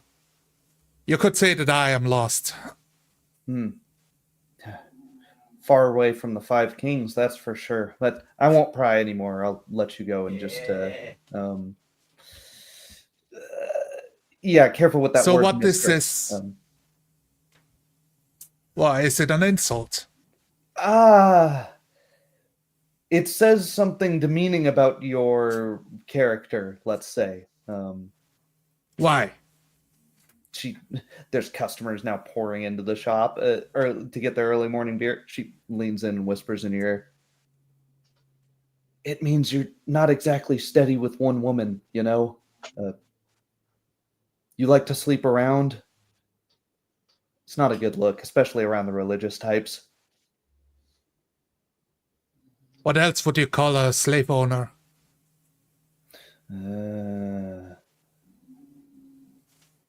Not much around here. We don't have many. Good. I start chewing on the bread again. Satisfied with the answer. At this point, feet meet the wooden flooring as Philippe makes his way downstairs. I'm following behind, scimitar on my belt. I'm carrying the wheelbarrow The few townsfolk that are getting their morning beers are looking like, whoa, somebody would call in the military, I guess. They all give you like mock salutes as you're heading out. Philippe will take them seriously and salute back. We I shall set out look- and we shall scout out the tower in the name of your defense. Oh, thank God somebody's doing that. Townsfolk give a collective roll of their eyes. Anyways, good luck. Start chowing down on their breakfast and beer. I nod along. I follow the others outside, hand them a slice of stale bread from yesterday that I did not consume by myself. Following them barefooted. The tower is a short walk, probably about 500 feet, give or take, uphill to the south of town. The only section of the town which is not sat directly on the river. It's covered in the soot and dust of presumably centuries, now fully collapsed, except for the base floor with a small bit of the wall of the second floor creeping into the skyline. There's a couple of men with globos breastplates and spears standing with their hands on their hips, spears tucked into their the crooks of their elbows, staring, leaning over and gawking, making what is only the most basic of investigations. They're not even kneeling over. Is there a horse on the way? I look from one side of the road to the other, then to the guards to see if a horse is with them. No, in fact, there haven't been any horses in town at all since you've been here. It's the occasional cattle that's being taken through, but that's it. The wheelbarrow, like, here, as the wheel spins, dragging it, following Philippe. Holding the pickaxe over my shoulder, walking up to the guys gawking at the tower, and nonchalantly walking past them towards the tower itself. One of them says to the other, "It's the damnedest thing. Tower just collapses straight on top of two kobolds. Never seen anything like it." He spits on the ground, makes eye contact with you. Hey, wait, that's it's dangerous. That could still collapse. I will No, it step can't. I just assert that. The other Hello. guard says, "Well, he's a dwarf. He knows more than we do." Hello, you are a deputy as well, are you not? We Yeah. are here. Oh, we are here deputies to help Todd and investigate. Mull. Sorry. We are here to help investigate the cave-in of the tower. Well, It would really help if you prevented people from getting close. have reason to yeah, believe that's that what it we're is. trying to do. But he outstretches one arm, points to it. As you can see, the tower has collapsed. And as you can see, he points further into the base of it to two scaly clawed legs sticking out of the base of it. There's the culprits. Pretty open and shut case as far as I'm concerned. I sit down the wheelbarrow next to the guards and the group.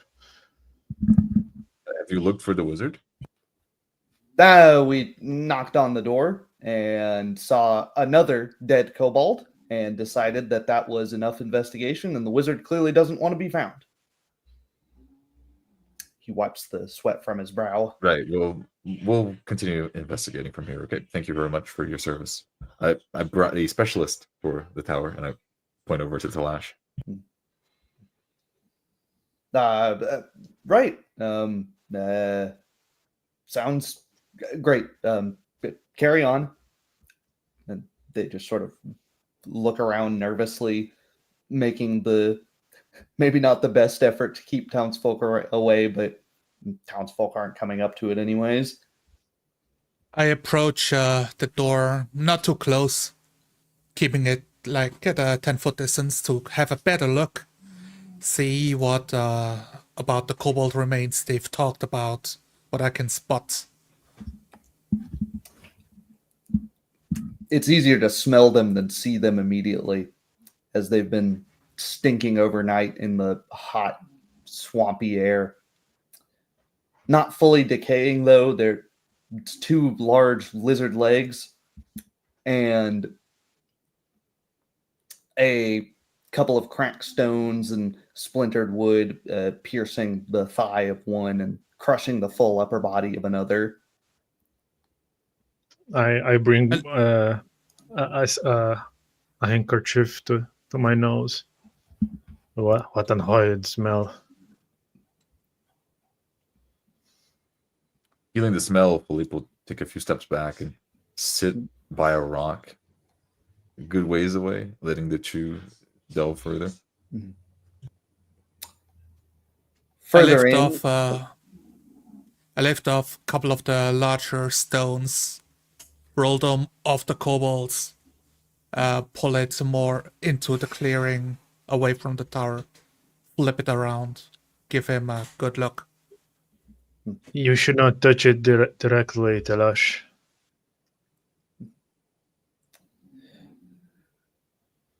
they have been almost completely stripped of any belongings. They have the little, rags of clothing, not too dissimilar to yours, slapped together. They don't appear to have any tools, or if they did, they were crushed under the rubble as well. Further in, they are absolutely bereft of belonging. They're green for what that's worth. I knew beside Telash, looking at the thing, still holding a handkerchief to my face. So this is what a kobold is. A reptile humanoid. I nod. They like digging tunnels. And they usually come in swarms, not small groups of two. I have my blade out and I sharpen it slightly. Maybe if they try to steal something from the tower, considering that the conjurer is probably wealthy. The only obvious way further is through a steep rubble pathway that breaks into the basement floor. The tower clearly descends some way into the ground as the sunlight penetrates only perhaps 20, 30 feet and then is obscured by darkness. I check the rubble with the pickaxe tool, knock about some of the stones, and make sure they can hold our bodies without making Philippe or Jair slip and fall. Make a knowledge engineering check.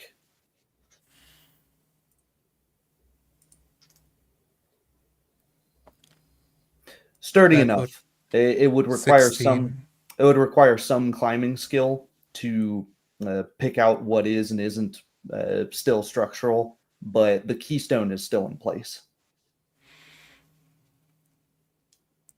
This will be safe enough. We can make our journeys down.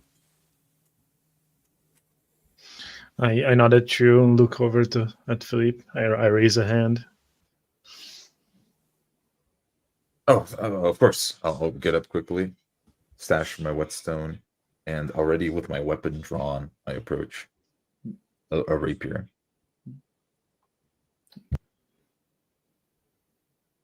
I walk over to the wheelbarrow, pick up a little buckler.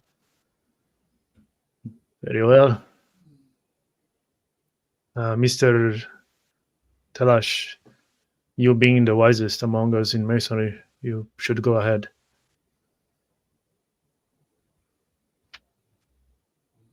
I will Check step in first. my... I say simply.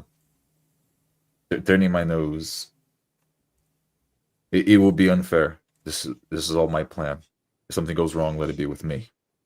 Now we'll very cautiously step into the lower levels of the tower.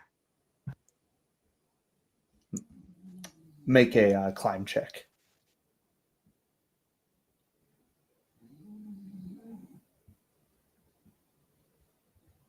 That's a 7.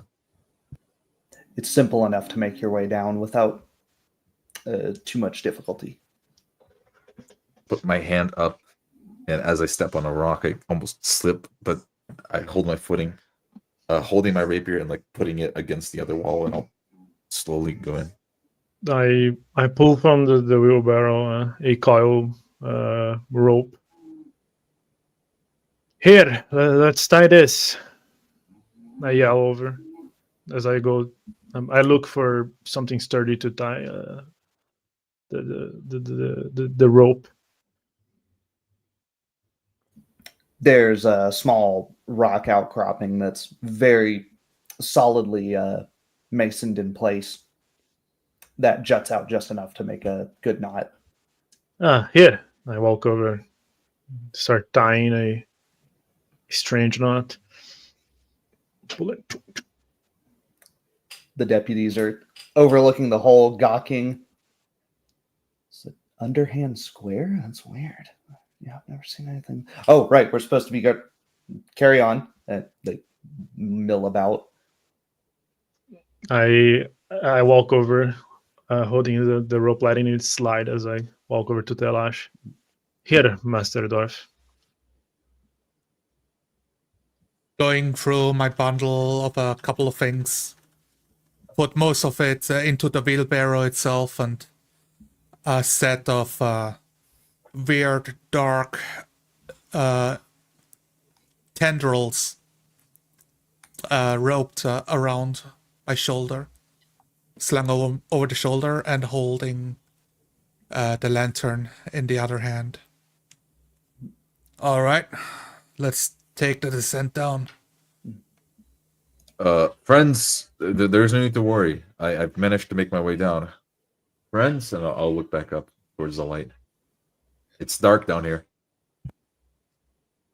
It's not the way down that worries me. It's the way back up. I block the light for a moment with my butt as I make my way down.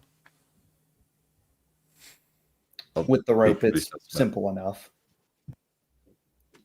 I follow after.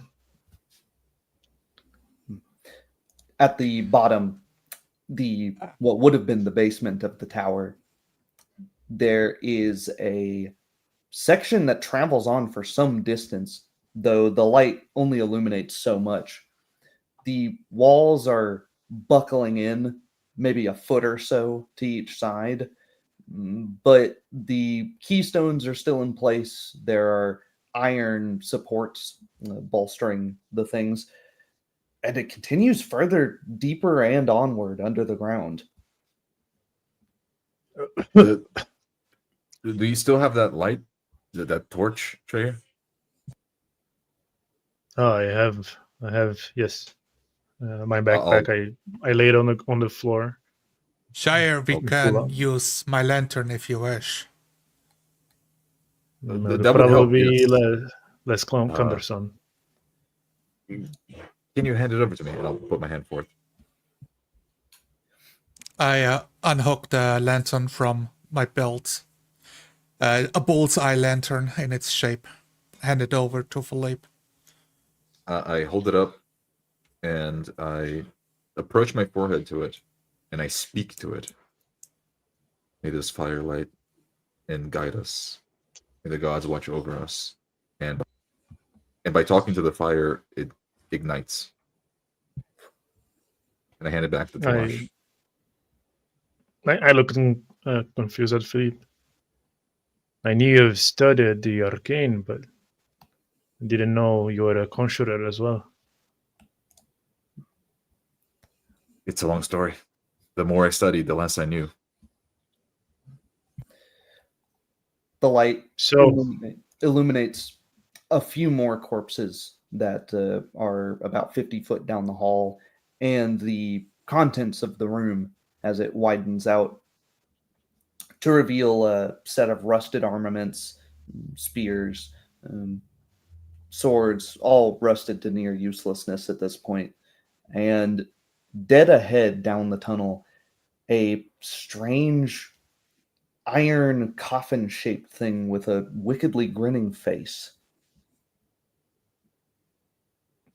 Master Philippe, how customary is all of this for wizards around these parts?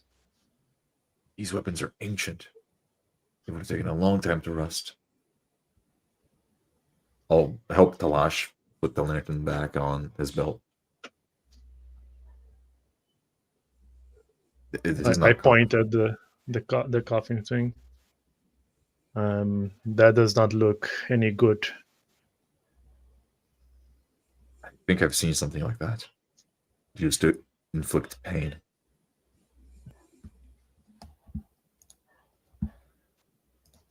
I approach the presumably sarcophagus carefully. Understanding being inside a wizard's tower, I'm more concerned about runic traps of the sort.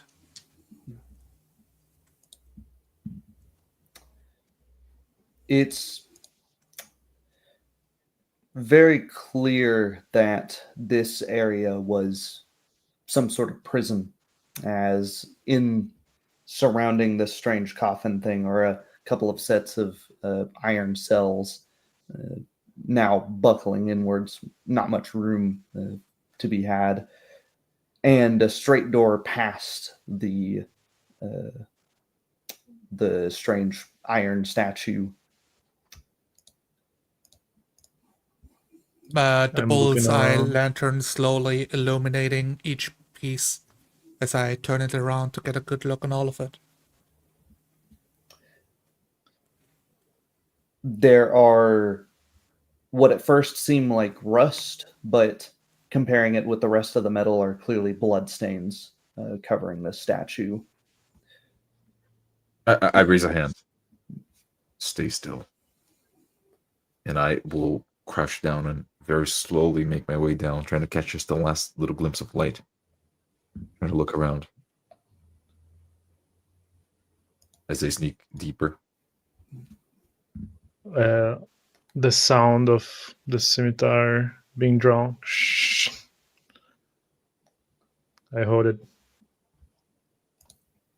The light illuminates a few shadows of movement coming from above the ceiling as there's a faint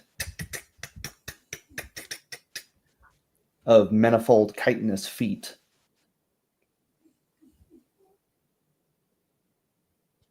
There's something here.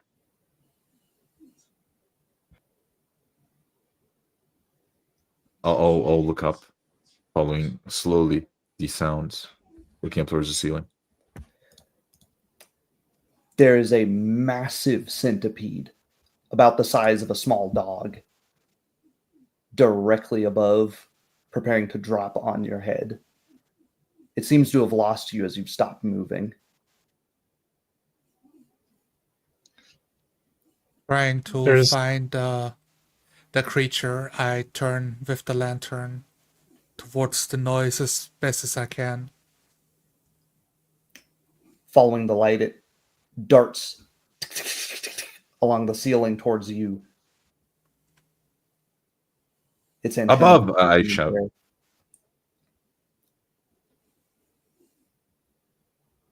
I'll point my rapier up and get ready.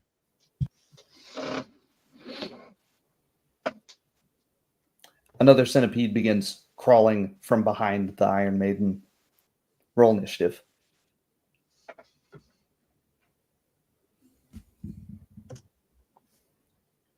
$23. 5. I'm not sure. 4. Philippe. The centipedes appear to have stopped moving for a moment, mesmerized, blinded by this incredibly bright light source that's suddenly been brought to them, and confused by your stillness. You have to jump on them.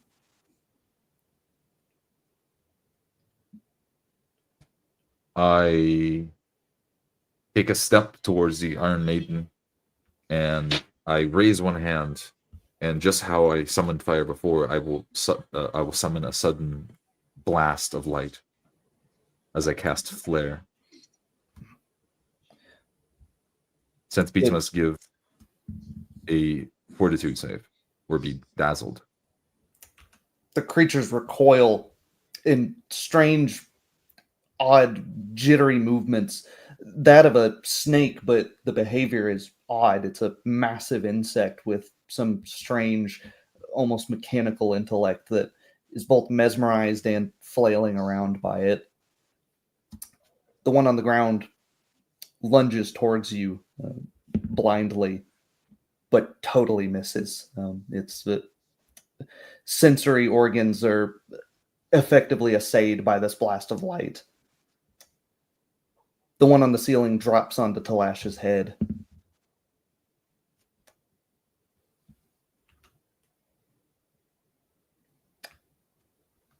It utterly fails at its attempt to grapple you, slipping off, falling off of your shoulder, and is now on the ground, writhing around in front of you. Shire. During the whole commotion, I just yell as I go for a downward cut at the one near Talash. 16. Hit. 2 damage. The sword bites into its chitin, and a sickly green ooze leeches out. It whips around to turn towards you, writhing in some bizarre form of pain, if these things can feel pain. Talash.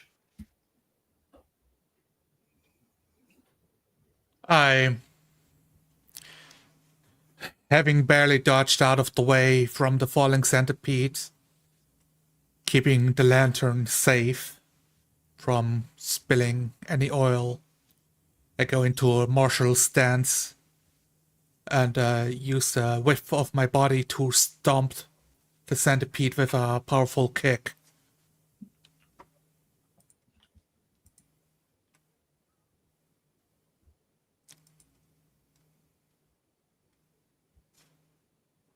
Oh, that's not right. 12. The thing attempts to wriggle and writhe its way out of the way, but fails at the last second as your boot finds purchase. 10 damage. It is thoroughly squashed, as would any other bug be. Large though it may be, a scimitar and the weight of the dwarven might is no match for it, and it flips over dead. My heel itself crunching through the chitin, stuck inside the centipede as it wriggles around. Philippe. I'm already taking a step towards the one by the Iron Maiden. My heart's pumping, and the light flickers for a moment as Talash steps on it, but then the light appears once again, lighting the chitin perfectly. I align my rapier and I charge.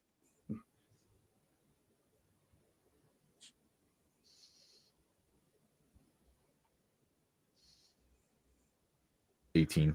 The rapier finds purchase easily. 3 damage.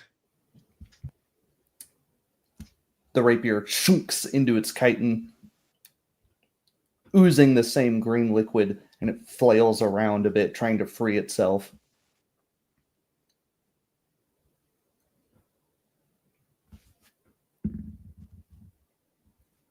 It lashes back out at you, trying to bite you past the hilt of the rapier, impaling itself further on with some strange ferocity.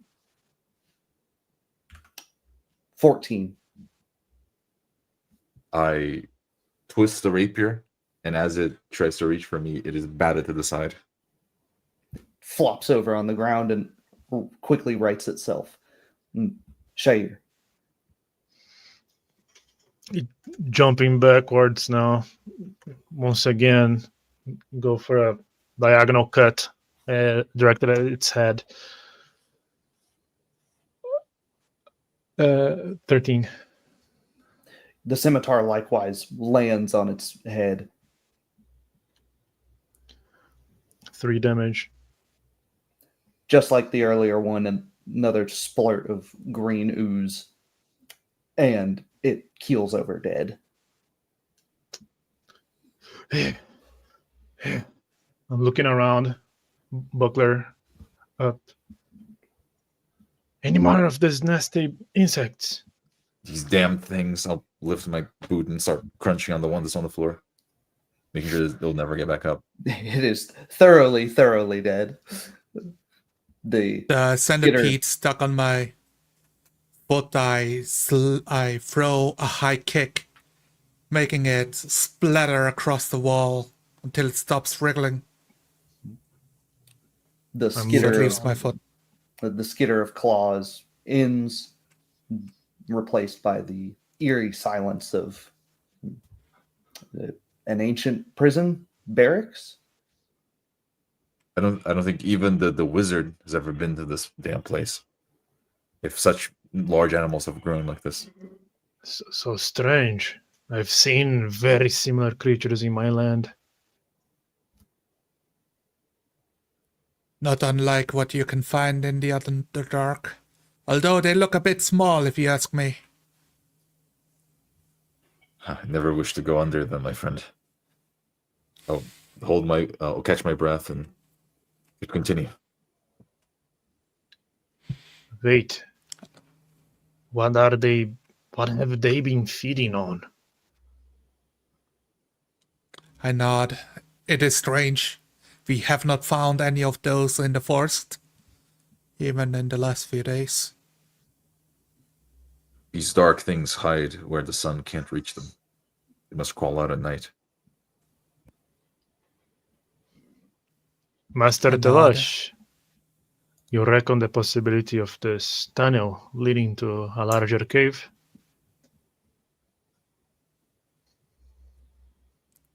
Hard to tell from here right now. Everything is constructed. But if a cavern is nearby, I will be able to sense such massive openings. I was worried for you, Talash, and that thing fell on top of you. I did well by trusting your fighting ability, though. Let me take lead. Carry the lantern as you've been doing so. I'll go in front, at least to have some armor, and I'll tap on the metal plate under my neck. I nod, relaxing my bulging muscles and holding the lantern up to show past your hip. I'm following behind, like striding over the stomped centipede. Green footprints of my right foot every time we take a step. I'm sorry, I should have warned you when I made the light flare out like that. It didn't blind any of you, did it? Surprised is all. I had my back turned. And with those musings, I will end right there. Awesome. All right. There we go. Incredible. Hey guys, we actually made it to like step 1 of the adventure. Wow, yeah. Please give me like 1 minute, man. I No drank problem. too much before the game. Okay. No problem at all. I figured I thought 2 hours would be about a good spot to stop it. And my wife just came home, and I was like, "That's actually perfect. That's so the commotion in the background won't be too much of an interruption." Yeah, I really liked it. I like the characters that we've been, Yes, been bouncing off.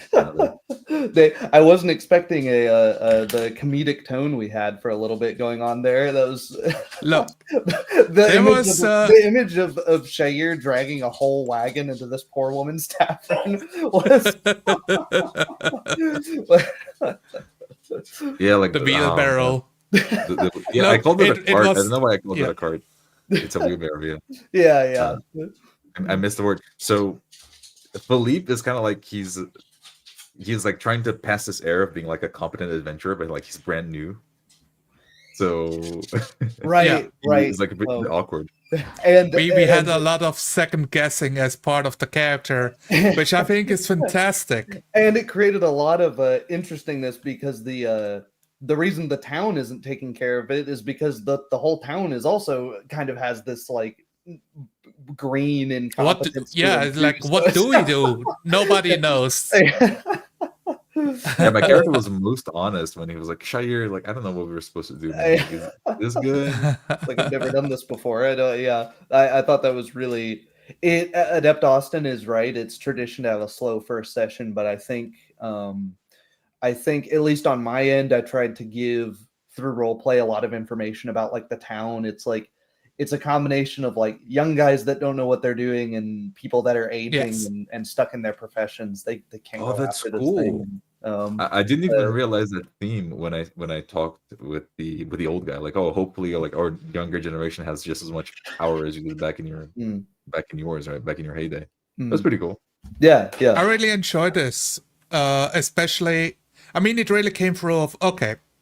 Nobody's doing anything because people, they just don't know what to do, and also nobody wants to risk their lives. You walk up to the tower, it's like a couple dead kobolds. Okay, I'm not going in there. If kobolds die here, that's dangerous. Right. Nicholas, what did you was think? Yeah, go ahead. It was awesome, man.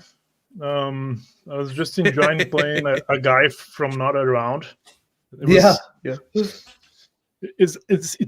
very interesting. I've seen a meta way because I never played Pathfinder, so I can just integrate my stupidity, my ignorance into the character. Yeah. So right. Made me feel very comfortable in role playing the character.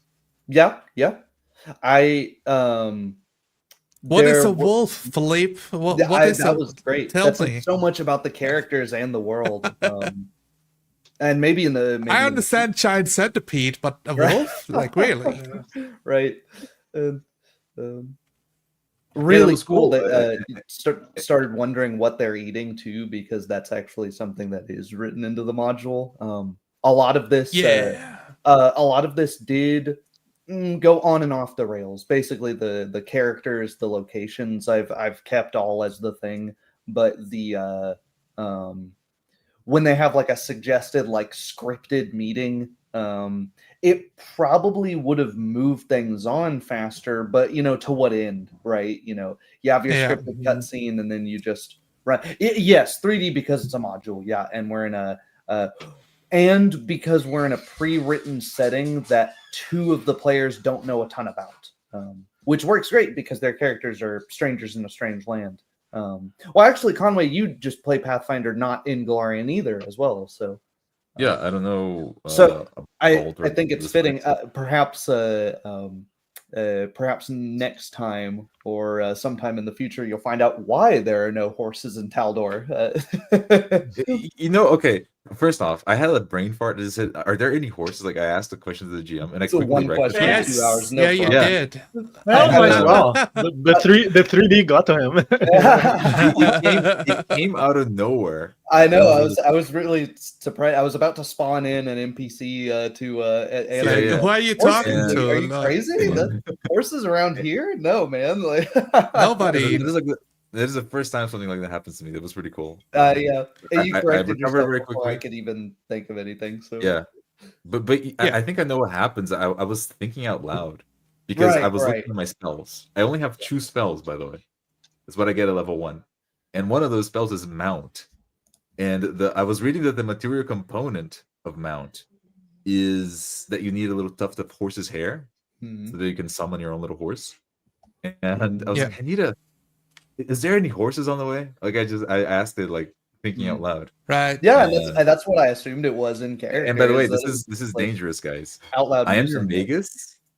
I am a magus, right? I have mount as one of my spells. I picked it because I think it would make sense that my character would want to know a spell that summons a horse. Yeah. But it's like Mhm. absolutely useless in combat.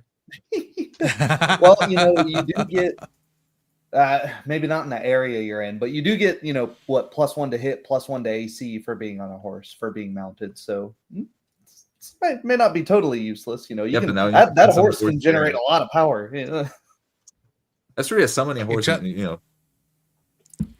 It's one of those things of a horse is great if you're not in a dungeon, because when you're in a dungeon you have to justify how you are still mounted Yeah, and how horses it's actually helping you. and horses don't take I- 90-degree turns super well, or stairs. I actually wanted to summon a horse so that we can like tie a rope to it and have it help it like drag rocks off, Yeah. which is why I asked it like Yeah. on the way to the tower. Yeah. Wow, I'm not gonna have horsehair to to summon horses. Maybe it might be a thing you have to go back into town and visit some of the other shops and have that be a weird request. I think Yeah, you that'd be could like buy some thread, and look around if some of those are made of horsehair. There you go. See if there the you go. spell reacts to You get to one, some you of it. try. No, it doesn't work. Yeah. You just return the threads, like it's not the color I wanted. Right, Like shifty right. eyed left and right, Yeah. Can I take the other one? There was I- there was some of I what think- I was doing with the almost and appears, where I was trying to only do that whenever it was like a silhouette or something in the distance or kind of hard to see. But I think I think Yeah. I tripped over my words a few times there. How did you feel when I ignored the pendant the first time? I thought, wow, that's cool. That could just be nothing. The pendant is something I invented on the spot because Okay. that was a sort of push on my end that I wanted something to happen to to tie things into the rest of the module. You say you ignore the module, but the module actually does suggest what you guys did, which is get to know the townsfolk, talk around, meet people, and get tied into the world as you would. You're strangers in this place. Which is you wouldn't pretty. go straight That's to the pretty tower, great. you know? Yeah. Yeah. Adept Austin said that it was slower paced. I don't think. Well, it was slower paced, but it's because we were playing like one shots and UNPCs before. This is like supposed to be a longer going game, so it's good to get to know the people. Yeah. It was a good like session, just like talking to the people. Yeah, especially I think it's good for like a campaign or a mini campaign to have at least the first session being slower, but just so you have time to get inside the skin of the character, and Exactly. kind of measure like the dynamic, like Mhm. how do characters bounce off each other, just to because it's new for you too, Yeah, and for me, the skin of the town, so to speak, because I have, I would occasionally reference my notes and be like, okay, what's a name here? Because I'm terrible at coming up with names on the spot. If you ask me to come up with names on the spot, you're gonna get, Dave, David, and the names are gonna start repeating and. Yeah, I really like the personality of the town. It did really feel like a sleepy town, like mostly like old people talking to loud in the tavern. I think we've all seen something like that. Right. I like the elf. He was a pretty cool, pretty chill guy. Yeah. And I need to ask though, what do you guys feel about the awkwardness of Philippe? Like not being like the decision maker for like, oh, let's go like during the night. Was it Absolutely. I thought that was Beautiful. a great scene. Yeah.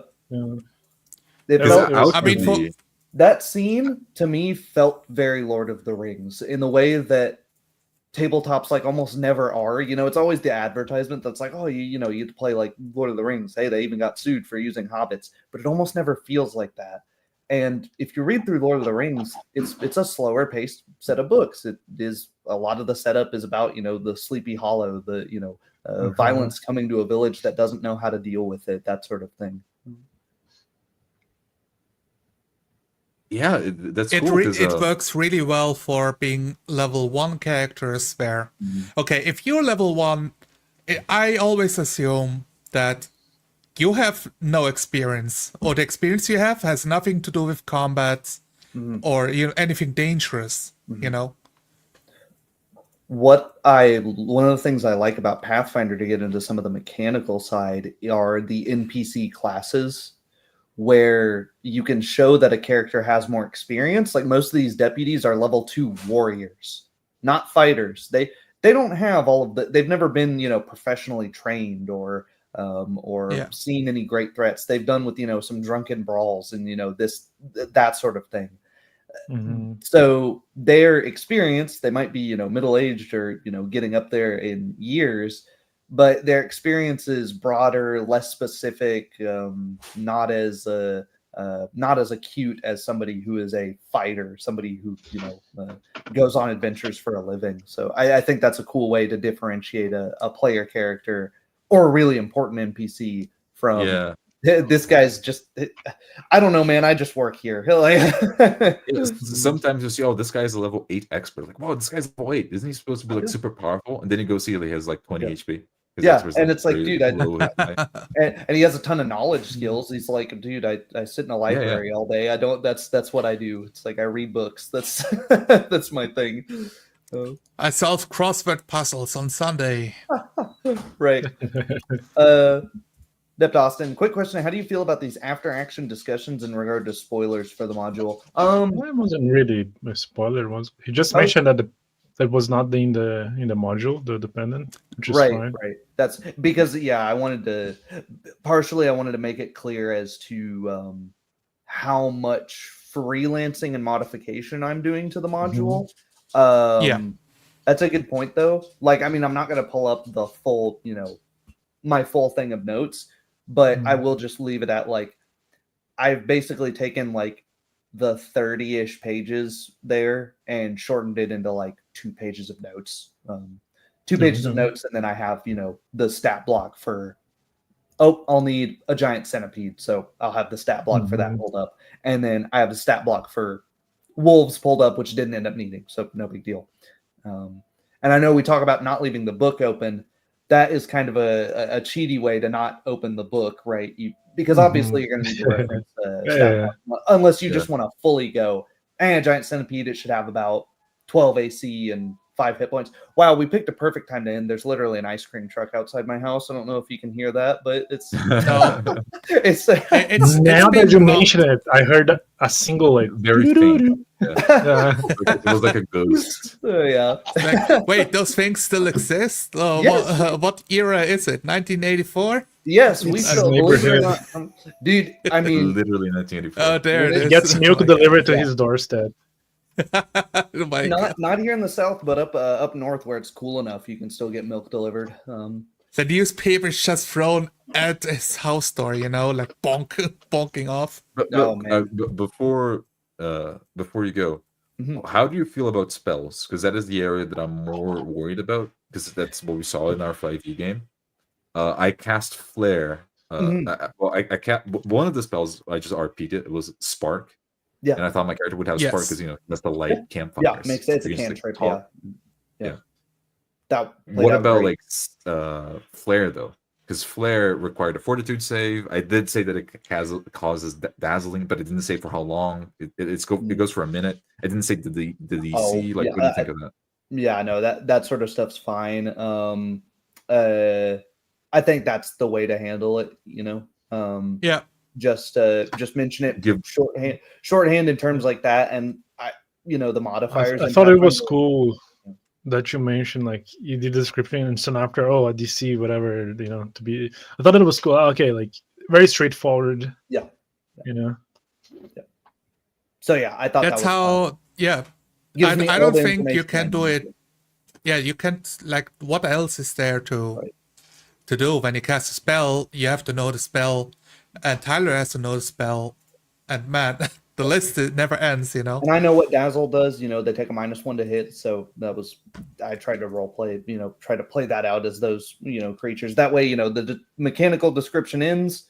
And in the mechanical description, Dazzled, it tells you something about what it does. That's what I like about a lot of the descriptors in Pathfinder is you can use them and you don't have to do too much guessing. So if I ever do forget, Dazzled is a -1 to hit. Well, okay, they're dazzled. They're being blinded by this thing. If I make it a -2 to hit, it's not going to be the end of the world. And also the reason why I went for Flare is because you mentioned how the light of the lantern was like confusing them. Like, what if I acquired that out, right? Yeah, and that wasn't what- that's where the mechanics of the game don't exactly play, but just thinking like these things have been in the dark for God knows how long. They have Yeah. really good dark vision, and bugs normally go after light in sort of strange ways. I just played that out as like, yeah. And then when you stop moving, I was like, well, bug, this thing's also probably trying to figure out movement. If you're holding a light source, I'm thinking like this bug probably thinks you're like the sun or the moon, and like mods go after lights for like navigation sources. So you stop moving, it's Yeah, probably like, what? I love how you role played the centipedes. Because they did feel like centipedes, like Cool. those like creepy crawly things. They will like stop suddenly, like oh shit, they stopped. Like Yeah. you don't know if you're gonna move or not. Yeah. It really did feel like that in character. That was pretty cool. Yeah. Absolutely. And I love the I visual of me like just- following the sounds up until I see them in the ceiling. Yeah. I could like see like almost the sometimes we use the movie analogies like the camera panning up. Yeah. Absolutely. Well, I'll see you. There at was Death House a lot of sometime. things of trying to pace the description of Telash because I wanted to give like everybody a clear visual, like what he is about, how he looks, the green Yeah. eyes, the dark brown skin, the like shaven head, and nobody mentioned it like in the area in town or the player characters.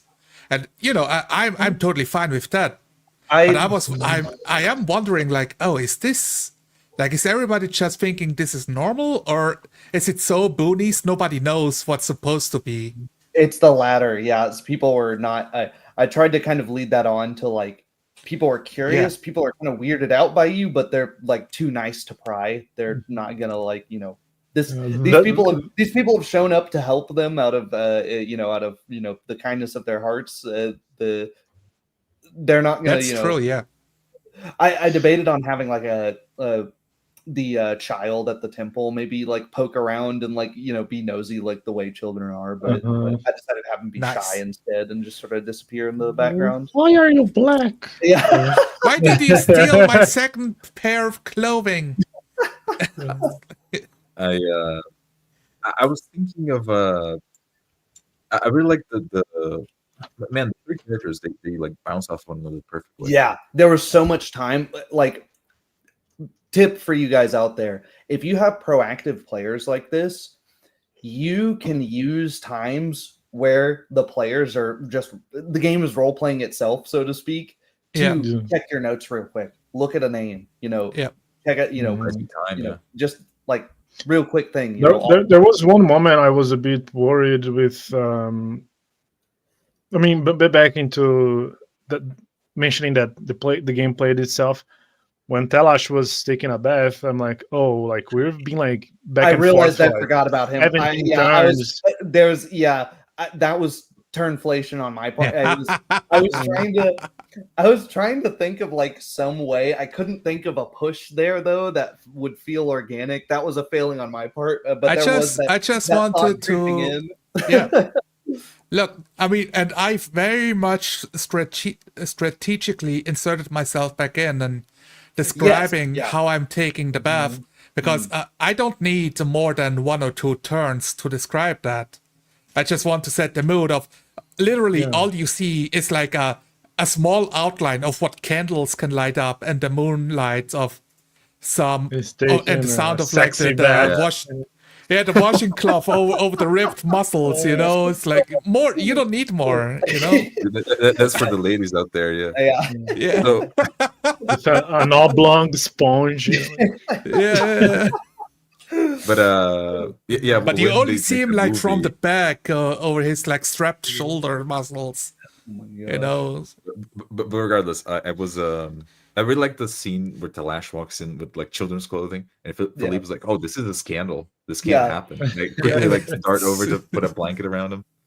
Because it tells you a lot about. It's not cold. Yes, it's cold. No, it's not. It's like stupid dwarf stubbornness of what are you talking about? It's that was really swamp. cool. Because Philippe is very worried about his like outward appearance, which is why he like talks all pompous in front of like all the peasants, like I'm here to Mm. take care of your problems, peasants. Like he was like very worried about his outward appearance, and Talash is Mm. on, and that's pretty cool because now we contrast in that regard. Yeah, Yeah. yeah. That was beautiful. Like I even said a line of, and I meant exactly nothing by it. Oh yeah, I mean if that's a thing you worry about, and Philippe immediately took it personally. Like, what do you mean? Yeah. Yeah, I thought that whole scene was great. I thought there was lots that said a lot about the characters. Hopefully, said a lot about the town, about the region. Yeah, And at times I try to tread the line between like being explicit and I don't want to dance around the point and have it be slow. But at the same time, I don't want to have like an NPC that comes up and goes, "Hello, I'm the expository NPC. I'm here to to rote tell you everything." I wanted to have it to where most of the NPCs were like, "I don't know, tower fell over." Like That's how it felt. Yeah. We didn't just meet the guy that says, okay, this is how you continue the path. No, Right. we had to piece like little by little together. Some things Mhm. that the first woman told us about, the blonde woman, Mhm. then the one and I in like it that the way. temple. Mhm. Yeah. That It feels makes like it we investigated. yeah. Go. You can finish. Sorry. It feels like we boys. investigated instead of a GM telling it, instead of Yeah. a NPC telling us, continue this way. We investigated through several different NPCs to reach the conclusion. Mhm. Sorry, continue as LR. Yeah, and that's what makes it a good module of hey, there's enough intrigue that the players, if they show up to play a game of Pathfinder, hey guys, I got a module, wanna play it? Yeah, sure. That's the thing that people talk about in the YouTube comments, on Reddit and stuff. Oh yeah, we bite the hook, but like there's no biting of hooks needed. No. It's interesting by itself. You don't have to contort your character to somehow follow this. Like, okay, if we showed up with characters that, okay, I play chaotic, evil tiefling asshole character that likes to steal stuff, then yeah, sure, I guess you can ignore the whole adventure module. Right. But you can also follow the adventure module and just steal from the dragon or, from the kobolds. Yeah. Or from the Or wizard's see tower, if you can. or, Yeah. Or what if have you, you. maybe you can cause havoc between both of them and do all kinds of shenanigans, steal everywhere. But yeah. Well, you have to buy in with the premise, and the premise Right. is the module in this case, right? Mhm. Right. Yeah. But It did not feel there's forced. yeah. The pendant that we saw in the tree, Mhm. it was pretty cool how like if it were up to Philippe and or Shair, we probably would not even have dealt with it. I like how Talash was like the outsider and like he grabbed it, right? Yeah. You gotta say, I didn't mean what I said when I said, oh, this is probably like a memoir of someone that died. So Mhm. tied the little necklace to the tree. And it kind of was. Don't care, it's mine. Yeah. Look, I found it. I made the verse to pick it up.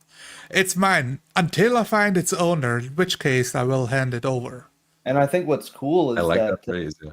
to think about what how that could have gone different, where the module sort of gets set in motion, and then when the player characters do or don't do things, it's like, well, that pendant was kind of out in the open, and the barkeep mentioned as much, that it's like, well, she would have found that in the morning and she probably would have taken it for herself. Then who knows what happens after that.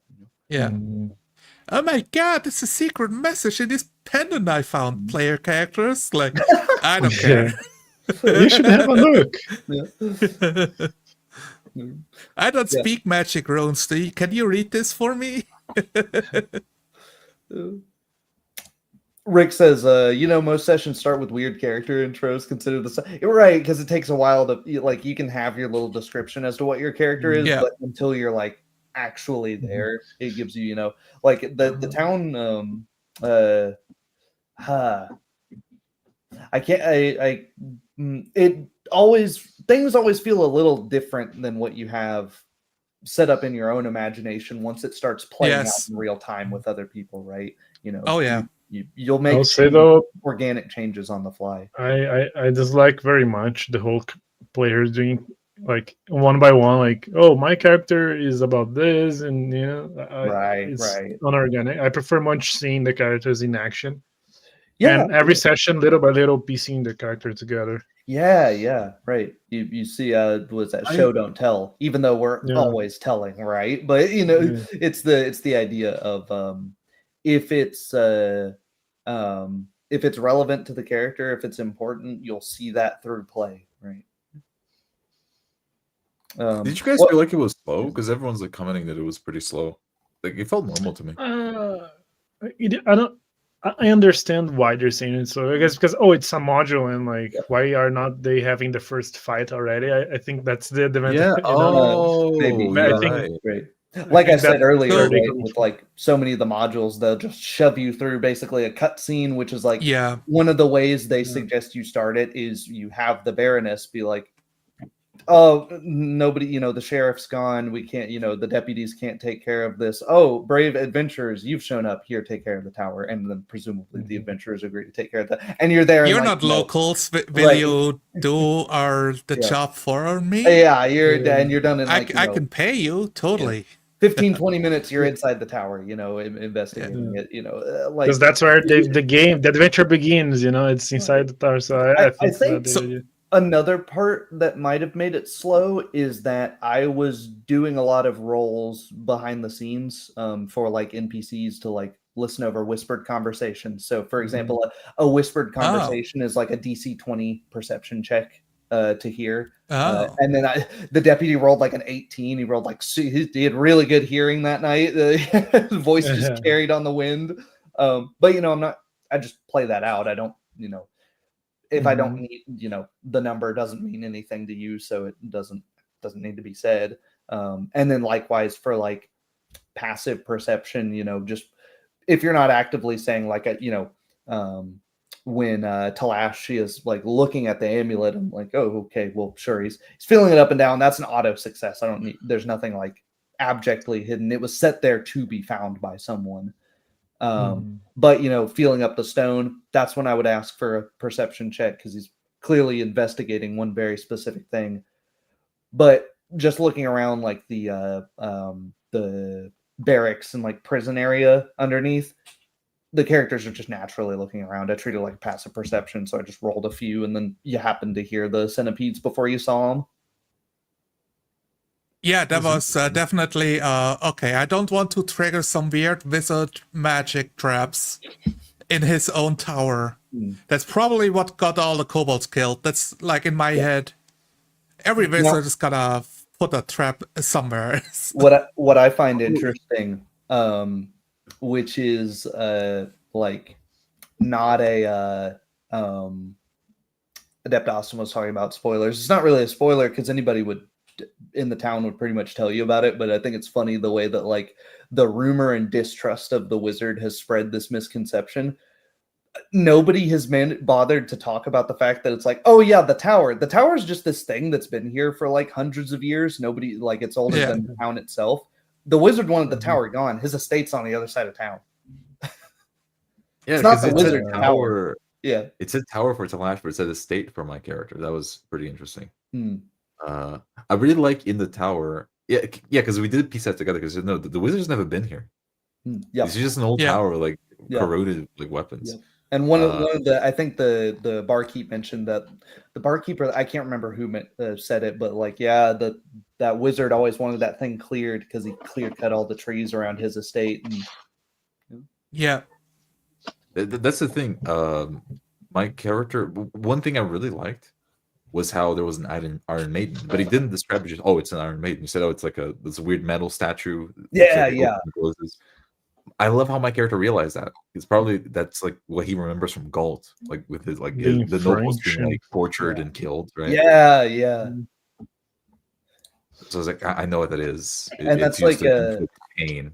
That's like an example of how I would leave something the same as the module, but I would describe block text in my own words, right? There's like, let me find exactly where it says that because I'll scroll past it. I think it calls it like a grinning iron statue, and I'm like, that's kind of a weird, like, it's describing an Iron Maiden, what it is, but I'm like, a grinning iron statue is like, that didn't paint a clear picture in my mind. Like that's not a very good description to me.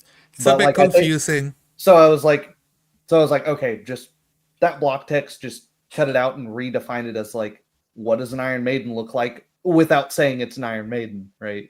And Yeah. you could just say it's an That's Iron pretty cool. Maiden, and then characters could decide whether, or players could decide whether or not their character knows what that is.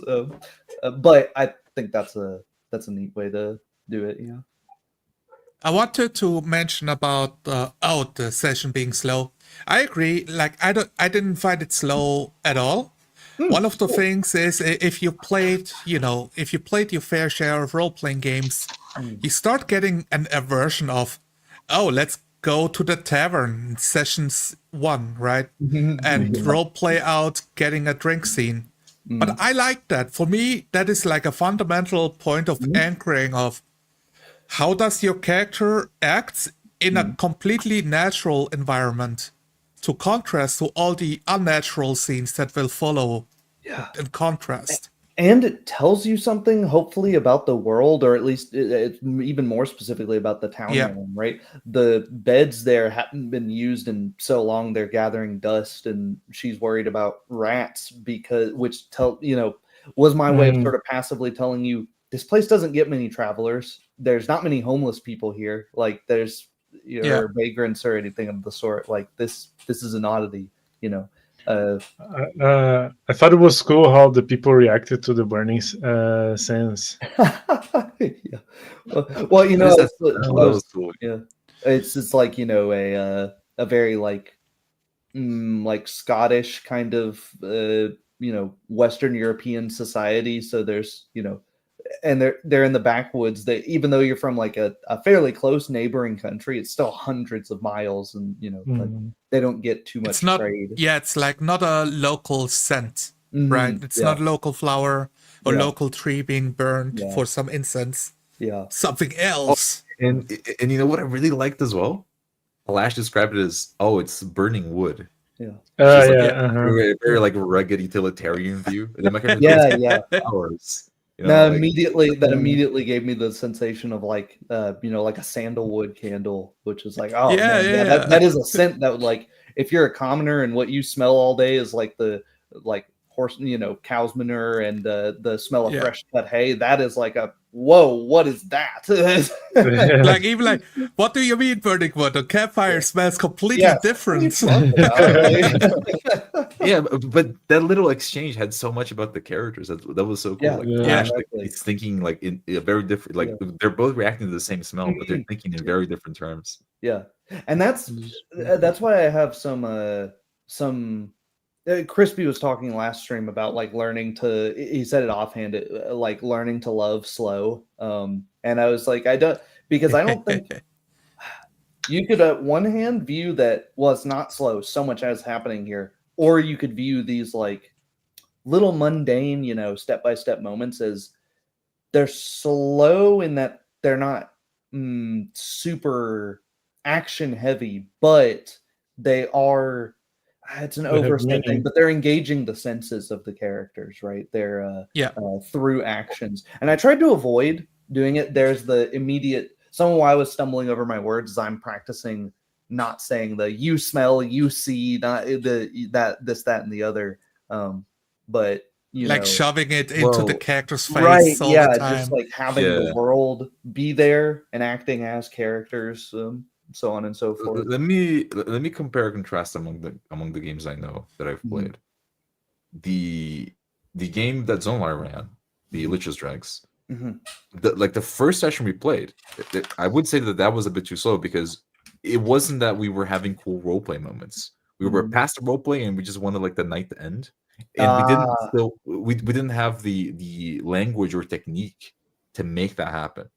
So we would like, I tuck myself to sleep, but now that we know how to make the game skip forward, and I felt that was very quick when we got to it, because when we got to the sleeping scene, Talasha said, okay, I tucked myself to sleep. That was like the last I thing he took said. one turn to go to sleep, boys. Yeah. I was gone. I felt Because jealous that's the in that thing. moment when he said, "Man, I fall asleep in a minute." I was like, "Damn, wish I could do that." But that's So the try thing. being a slave for like a few months. Yeah. But that's the thing. We really, you can really tell that we all had cool ideas while we were role playing, and then as soon as we wanted it to end, it ended. Right. Right. So Yeah. I felt like I felt torn between. Well, actually, I don't really have to push because some interesting stuff's happening here. So let me not rush it. And I can't really think of a super interesting push here, right? It's like you've just cleared the bandits off the road in one direction. These Yeah. kobolds over here are dead in the tower. The wolves is just mentioned that they won't. What's a wolf gonna do? Is it gonna like jump through the window and stuff? Like it's not gonna. So I was like, oh, Resident Evil dog style. right. So It's I was just like, gonna attack me while I take my bath, jumping in. I have to wrestle a wolf so I by was kind of myself. sitting here. While you guys Naked. are just playing in the tavern, merrymaking, singing songs. I'm like, tiny wolf, strangling it to death. Drown it. Yeah. Yeah. So I was sitting here. That would thinking, have been like, well, hilarious, though, I will say. I have debated on it, like maybe these wolves are like going insane with like the as alluding to like the strange star signs, and the moon of course makes dogs go crazy and whatnot. So It that- did so I was feel like, a bit like, and there's a star flying across the sky. Okay, the DM is saying there's good fortune ahead. I don't know. It but felt that a was bit a bit like awkward reaching through the because- TV screen. That was a bit awkward because I read that you shouldn't go to the tower, and then the gods like made their sign. I'm like, yeah, I shouldn't go to the tower. So I had to like my character thought, well, what if the children go in first? They could get hurt, right? So that's why my character wanted to go to the tower. That's why he said, oh, I don't want to disrespect the wishes of the dead, but we should. It's dangerous if we don't go in first. yeah. So I felt incredibly stupid in that moment of, what is that? No, I'm literally one of the few dwarves who understands what a fucking starfall is. Because we've lived above Yeah, that's ground true. for That's true. generations. Like, why did I just ask that? It's literally the only thing I do know. No, I mean, I didn't even catch that in the moment. I think, Yeah, me I think you neither, guys played characters that fit in the world like fantastically, no problem. I just thought yeah. they didn't know what a shooting star was because you lived underground your whole life. Yep. But it is interesting that the shooting star was seen as a good omen. That is maybe one of the things that like the world of Galarian makes a little different, because most people would connect a shooting star with the things that destroyed the planet and caused the current age. But maybe I could have been more explicit with that. But I kind of wanted it to be up to interpretation also. I'm dancing I around like that. saying some things to avoid spoilers also. So one of the ways you can do it is, hey, just give the players a couple turns to interpret it. And then an NPC he's like, oh, that's trash omen. Holy shit, I need to move back to the city. I need to get out of here. Yeah, I certainly could have something done like that. Yeah. A second shooting star comes and it forms an X on the sky. Would have been a bit on the nose, yeah. It's like 8 stars form a circle, and I could have chaos had, being summoned. I could have had some like farmers or something coming out bickering that it's like, no, if it's going southwest, then that's good. If it's going northeast, then that's bad. Then they're like scratching their heads trying to remember. It's like, I don't know, man. I don't read star signs. Also, the star is moving away from the queen, not towards the queen. Therefore, it's like it's to hit the enemies. What? I liked how I I was a enjoyed- spellcaster, but that was like barely noticeable. Oh, I'm sorry, I interrupted you somewhere. It's fine. I really enjoyed. Okay, I'm getting up and I'm already downstairs grabbing some food. Like, no, don't make breakfast. Like, I'm not spending 5 turns eating breakfast here. Just hand me the stale bread. It will be fine. And you guys like taking your time, like painting your nails, and doing the makeup. I'm a It's noble. like, oh yeah. My slave mistress used to take double the time. This is no problem for me. It's like, oh, don't say the word mistress. Like, that's promiscuous. What do you mean? Like, Isn't a mistress a good word for like a female slave owner? Like the whole, I love the whole The conversation. conversation It was was so a fun yeah, on many that's levels. Yeah, that funny. was great. Nicholas's character, Shire, dressing down, then dressing back up, then dressing down again. Yeah. That was, that was pretty funny. Oh God, I felt the annoyance. Make up of your the- mind, woman. I mean, Philippe. I felt the annoyance of every guy that's like, no, actually, we can go to the grocery store tomorrow. I'll get my hair done and we'll knock it out in one trip. Okay. Oh, on second thought, actually, we better go to the store today because it's closed tomorrow. It was really funny in the context of like, going into a dangerous. I thought about having having the barkeep listening and like starting to get annoyed. Like, if you want to go at night, just take a torch to ward off the wolves. It's not that big a deal. Well, okay. Yeah. Let me explain a little bit of that. I actually picked one drawback trait called dependent, and it says you are dependent upon the acceptance of others, which is Yeah. an actual like, That's- drawback. To my yeah, character, right? that's cool. Oh, that's cool. So if Yeah. I don't have the acceptance of others, I'm shaken, which is like that's -2 pretty to all my bad. checks. Yeah. Yeah. So if I'm not accepted as a noble, then my character is literally shaken, and he's 10% worse at everything he does. Yeah. Which is why like I played a lot of that, you know. Yeah. No, how But how did you feel like when the eyeless guy was like rambling and Shire? Oh, he's from the upper caste, like because you had a reaction there. Like everybody had a reaction, and I got lost in the sauce. I think I was taking a bath, so I wasn't paying much attention to that. right. Yeah, some of the townsfolk got a little disappointed because they have They their don't trust, baroness, yeah. but like that's about it. There really isn't, the noble class is pretty much like left them behind, so to speak. Yeah. That's the thing. My They left character, us in the dirt. Yeah. the reason why my character asked about, oh, what is like your marquise, your duchess, your count, right? Mm.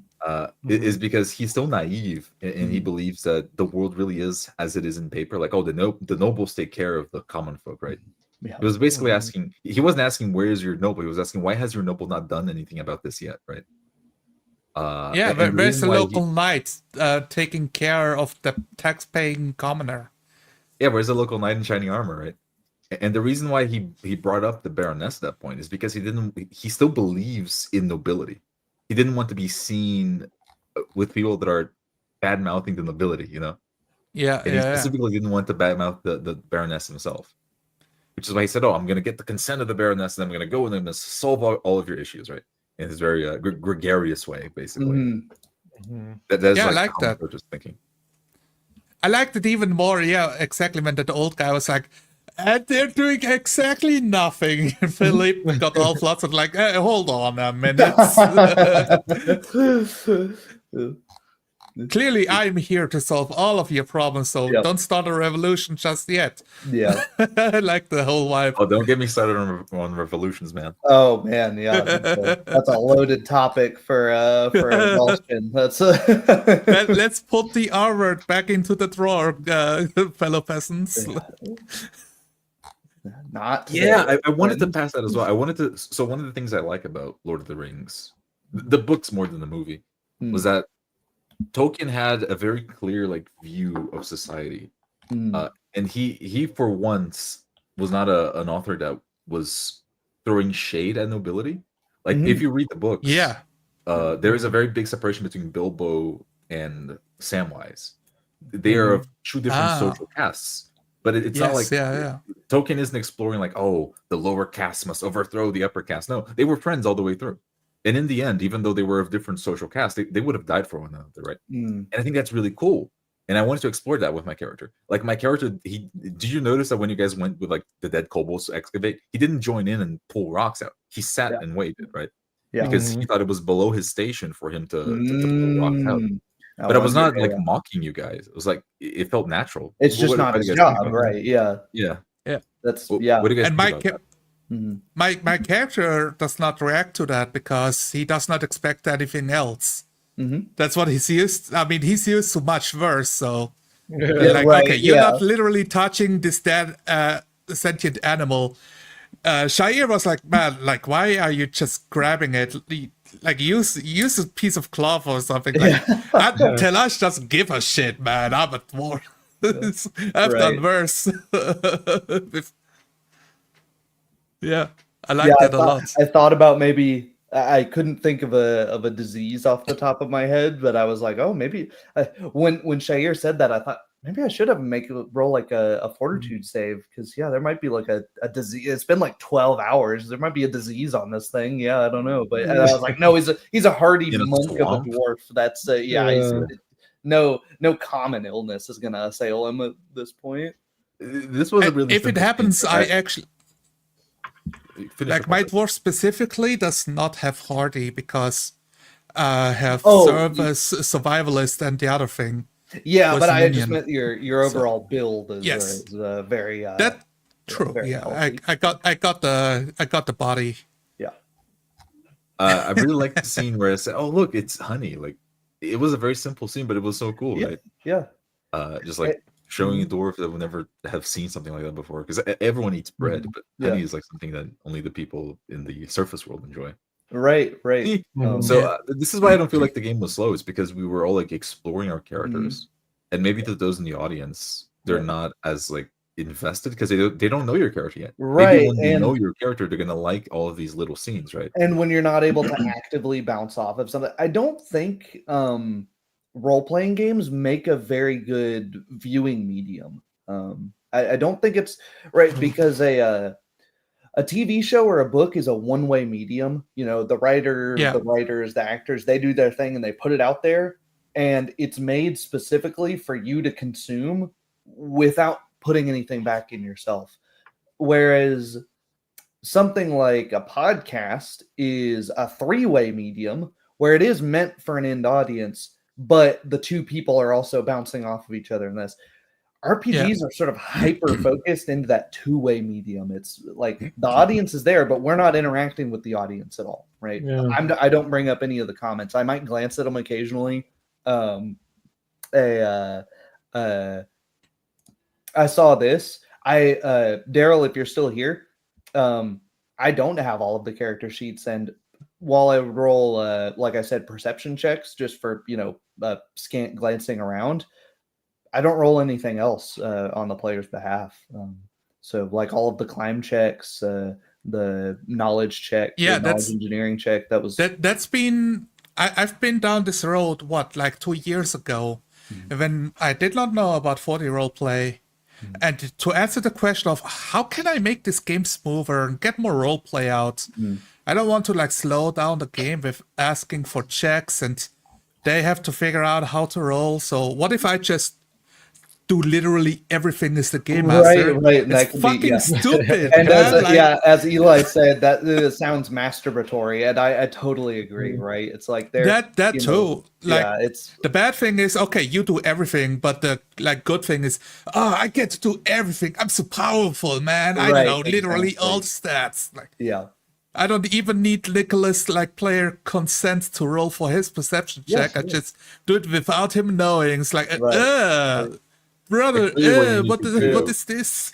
Brother, what you need to do is to just think about your tunic. Just highlight what we need to interact with. That was your issue, Tyler. Yeah. That's just right. highlighted the power. Okay, so there's a temple you guys can go to. There's a glowing tower, tavern, a temple, and the talisman in the trees. And I tried to make it. It wasn't even the temple isn't even like a thing that's described. It's just there's a temple of Abadar in town. And I thought, oh well, you're injured showing up, and the first thing you say is like, we should go find a tavern. So I was like, well, the guards and like random townsfolk going about are going to immediately go like looking at your bloodied band, like recently like bright red bloodied bandage. You're gonna go like, I think you need a doctor, not a beer. Did you temple in the small village? That's the thing. I feel like I kidnapped your NPC when the cleric clearly looks concerned And I just said, "Oh no, not me. This is all just surface wounds." I point to Philippe behind me because I thought you meant Yeah. Philippe, but I just kidnapped her eyes Well, to I build thought it me. was So no, yeah, and I was just about to like have her like glance over the group, and like I was trying to make it clear that like even the cleric is like not used to seeing like severe wounds. You know, like this is unusual. You know, they're even the skilled people in this town are just a little out of their element. I did feel a bit. It was a bit jarring when she said, "I can't revive you," because reviving feels like something that would be like almost like biblical, and she brings it up of left field. You know, I don't know how the setting is how it's supposed to be. that's a very Pathfinder. It was kind of very tongue. It was Pathfinder kind of said culture. tongue in cheek, like Yeah. like obviously, you know, it was kind of a fantasy way of saying, you know, don't get yourself killed, like. But I was It's not trying like to, she's literally that's what, literally- like Saint Brienne or whatever, right? you know? Yeah, like it was meant to be an absurdity, like you know, because she's trying to say like, I mean, I can patch you up if you come back, but you know. She wouldn't say, because she's of like the cleric caste, like she wouldn't say like I'm not going to drag your corpse out of there if you're, you know, if you die. That's more of something she would say. It's like, you know, okay. Maybe I could have worded it as like Abadar's blessings only go so far. If you die, that's it. And I like the Abadar thing. Like, I can almost imagine like a slogan. You know, divine deeds done dirt cheap. You know. Yeah. The people that I thought it was really interesting that none of you are particularly religious, because the people in the town are very religious. You know, they kind of alluded to that, but it's yeah. I feel like my character, he is more spiritual than religious. Mm-hmm. You know, so like I don't think I played off, but like he was very suspicious of anything involving magic overall. Yeah. Like asking like how do mages work here? Like what are the laws? You know, because for him, like my headcanon is that where he comes from, all wizards are also priests. So like, oh, there's no worry, you know, like there's no rogue, or if there is one, is very rare. Oh, that's cool. Oh, okay. That's really interesting. So that's how you reacted the way you did when my character like lit the lantern. That's cool. Yeah, that's pretty cool. I like that a lot. Also, I don't have shocking grasp, by the way. I'm supposed to be a magus, and I don't have the one magus. Yeah, I know. What the hell? Are we even? Now we're gonna let the comments flood in. Are you really playing Pathfinder? You know, mount. I've never seen anyone use the mount spell. By the way, we're gonna die. I have mount. I can summon a horse. That's all I can do. Can we eat the summon horse though? Yeah. Yeah, I went a bit 5e brain, and like when I kicked somebody, it said they attack +3. And my brain went, that's wrong. +3 is my strength. It should be +5. But it's because Bab is +1 and I had power attack toggled on. Yeah. So I ended up like having a 12 when it should have been a 10. And that did 10 damage instead of 8. That thing was super dead either way. That's why I say a lot of the times where it's like when people are like, well, what if I have mechanical questions? I have to stop and clarify everything. And I'm like, okay, well, let's say we stopped, broke character, and clarified the difference between an 8 and a 10. The thing had 2 health left. Yeah. It's not that big of a deal. Right. It's like that, but you know, that tells us when like, man, that's not 8. I was like, that is a like kick somebody in the head, knock them out instantly. Like, geez, this fucking dwarf is Jean-Claude Van Damme, but 4.5 foot tall. Like, it's like holy. That's shit. why it's like, okay, now it's dead. I literally want my foot stuck in its chitin, covered in green blood, leaving footsteps as you go deeper. You know. I was about to mention like that. Like Shahid looking down and seeing like the footprints, but then you and I had and did that. Like, oh, okay, we're on the same page. You know? We're imagining the same situation. Yeah. Like, how do I get rid of this centipede? Like, it's still wriggling. Yeah. It's totally still alive, guys. Yeah, like, I'm fucking kicking it against the wall. Yeah. You know, like just pulling it against it. You have this whole imprint now. Splatter. Okay, I just really love describing gory scenes. of martial combat. That's Yeah. one of the. That's the only joy I have in life, guys. Oh yeah, Yep. I like the combat we did was pretty cool. Excuse I me? think I think the initiative thing was. What do you guys feel about initiative, by the way? The- So I was It's surprised. fine. I was caught off guard, but it was handled very too, yeah. fast. So right. And I think when I was talking in the session 0, Zonar mentioned it was like Yep. let's not modify things too much, at least for the first session. Let's just play Pathfinder, with the one supplement, the okay. elephant in the room. So I was like, Yeah. all right, we'll do the whole thing, and because I wanted to give it a really fair shake and like really show that you can do it. You can, and I think we proved that. I think if you guys could just watch this, you've got a combat scene, you've got out of combat skills being used, you've got the dialogue and whatnot going through. We touched on a lot of the mechanics in the game. That Centipede tried to grapple, failed, moved on, on to the next thing, all described in character. I think that is proof that it can be done. Yeah, the roll initiative, it is like now we're in combat mode. It does have that weird like study. You could see the loading screen almost there for a second. Because but as a game master, now you have to reorder who takes their turn in what order, instead of going around the table and letting the centipedes react. Right. I think exactly. I think the issue is that initiative is a very natural word. Yeah. Perhaps you could do something like, who has the initiative? Then it's not as unnatural. Maybe. But, yeah. But you should just say, let us see who take initiative, and we do initiative Maybe. rolls. Yeah. The centipedes takes. Philippe takes the initiative first. I think roll for initiative is a very loaded term. Yeah. For good reason. Yeah. Yeah. It's a gamer brain. Right. We heard it in war game context so often. Right. Yeah. Right. Yep. And when I described my spell, I was very careful to describe it in a natural way. I didn't call I used flare. I say I made the light on the lantern flare. Yeah. Right? Yeah. And then you describe what it does. And then say roll a fortitude save. I say fortitude save, I think is all I said, right? I didn't ask for a roll, right? I was using very natural language. So it feels like less jarring. And I think that's why that. And dazzling is a good term as well, because you understand what dazzling is. Right? You're not confused, you're not stunned, but you're like a bit dazzled. Yeah. Ooh.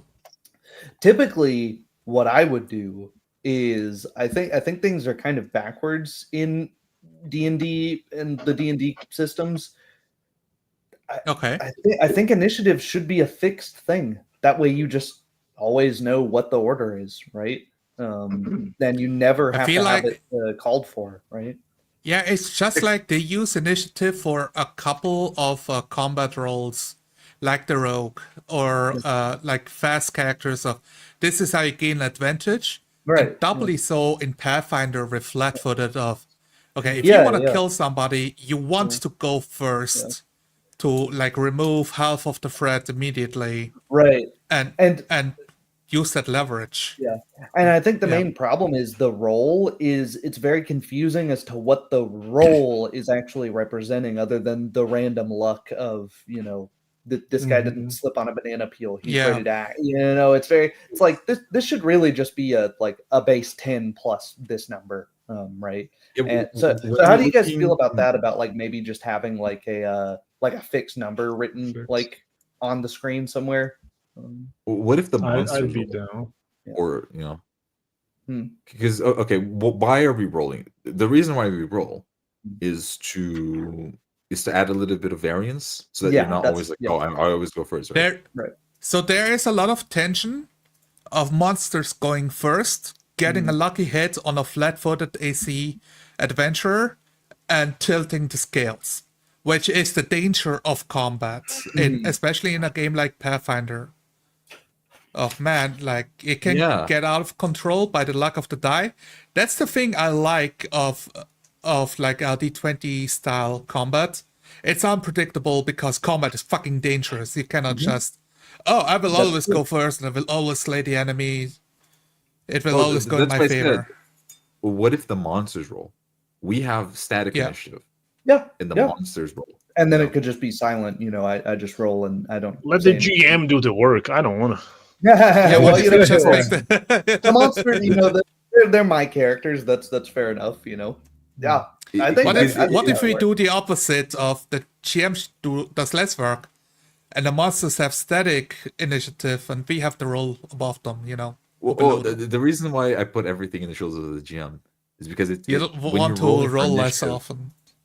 Well, yeah, there's that, right? I'm lazy. I'm not. There's Yeah, also- you're not a human die roller. That's why. Right? But- Exactly. Oh, I reversed it. No, the GM is my human Yeah. driver. I'm the No, main but, Yes. character. Yeah. Revolution. No, but that's the thing. I feel like when you as a player roll, it's a bit awkward because you know that you're rolling to Some see when things you are get food. to act. Yeah. Yeah. Exactly. But the GM already has an awkwardness because he's playing multiple characters anyway. Right. So exactly. it's not going to be So, as jarring to the GM as it is to the players, I think. Yeah, because I already know, I already have that dramatic irony of like, well, I know that they don't know that this is, See, The GM is there to facilitate in-character play, right? That is why we have a GM. Yeah. And Yeah. now we're all just role-playing one character. Yeah. So that kind of thing weakens in-character play because you're rolling to see when you get to act. Right. So if the GM rolls for the enemies, it doesn't Yeah. hamper in-character And play. then I just jump in and act whenever they would act, right? Yeah. And It's And one then of we- those things at a table.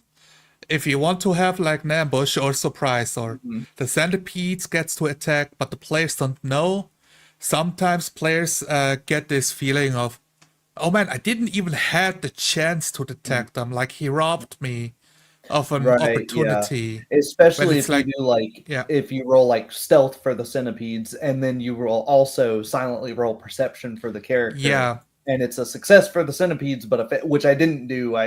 They're centipedes. They're not trying to sneak up on you. They're in a brightly lit room. I was like, where would they? they sneak just up on? exist in this case. The only way they could sneak up is if they just the one literally fell on your head and you didn't notice it. Like that's Mhm. but if it was like an ambush predator, like maybe a wolf trying to get a jump on you, then it might have or made a sense. panther. Right, but yeah, that's a good point. So and you don't want to lead into the man, I've played some bad like AD&D modules like Tomb of Horrors where that sort of stuff happens, and if you're not like move 5 feet, I poke the ground, I scan the walls, I feel them up for Yes, everything, yeah. then just stuff comes out of nowhere and kills you. It feels If like you're not hyper paranoid, your character will die 5 times, and then you learn to be paranoid. Right, exactly. And Basically. then that's when the game gets slow when you're rolling. When every sentence somebody says, it's roll a perception check. Roll a perception It's almost like you're check. roll-" training your players to Yeah. play in a Yeah. strange way. Right. You So- train them to become Yeah. real life dungeon delvers at the table. So how about we try that? You guys do fixed initiative for the next time, and I'll roll. What would be like 10 plus our modifier? Yeah, just 10 plus modifier. Kind of like yeah, a passive just perception. take kind of thing. average. Yeah, Is it like a dex or what? What? no, whatever your total initiative is, which is standard. Just dex mod. Yep. Unless you have like a trait So or a yes. feat that increases it. There are traits, and I don't know if some classes have specific feats of you really want the enemy to be nobody- flat-footed. Nobody here, not- but yeah. yes, there are things like gunslinger. Because to sort of simulate that like quick draw, they get initiative bonuses. Yeah, So there's a few. I'm fine with that.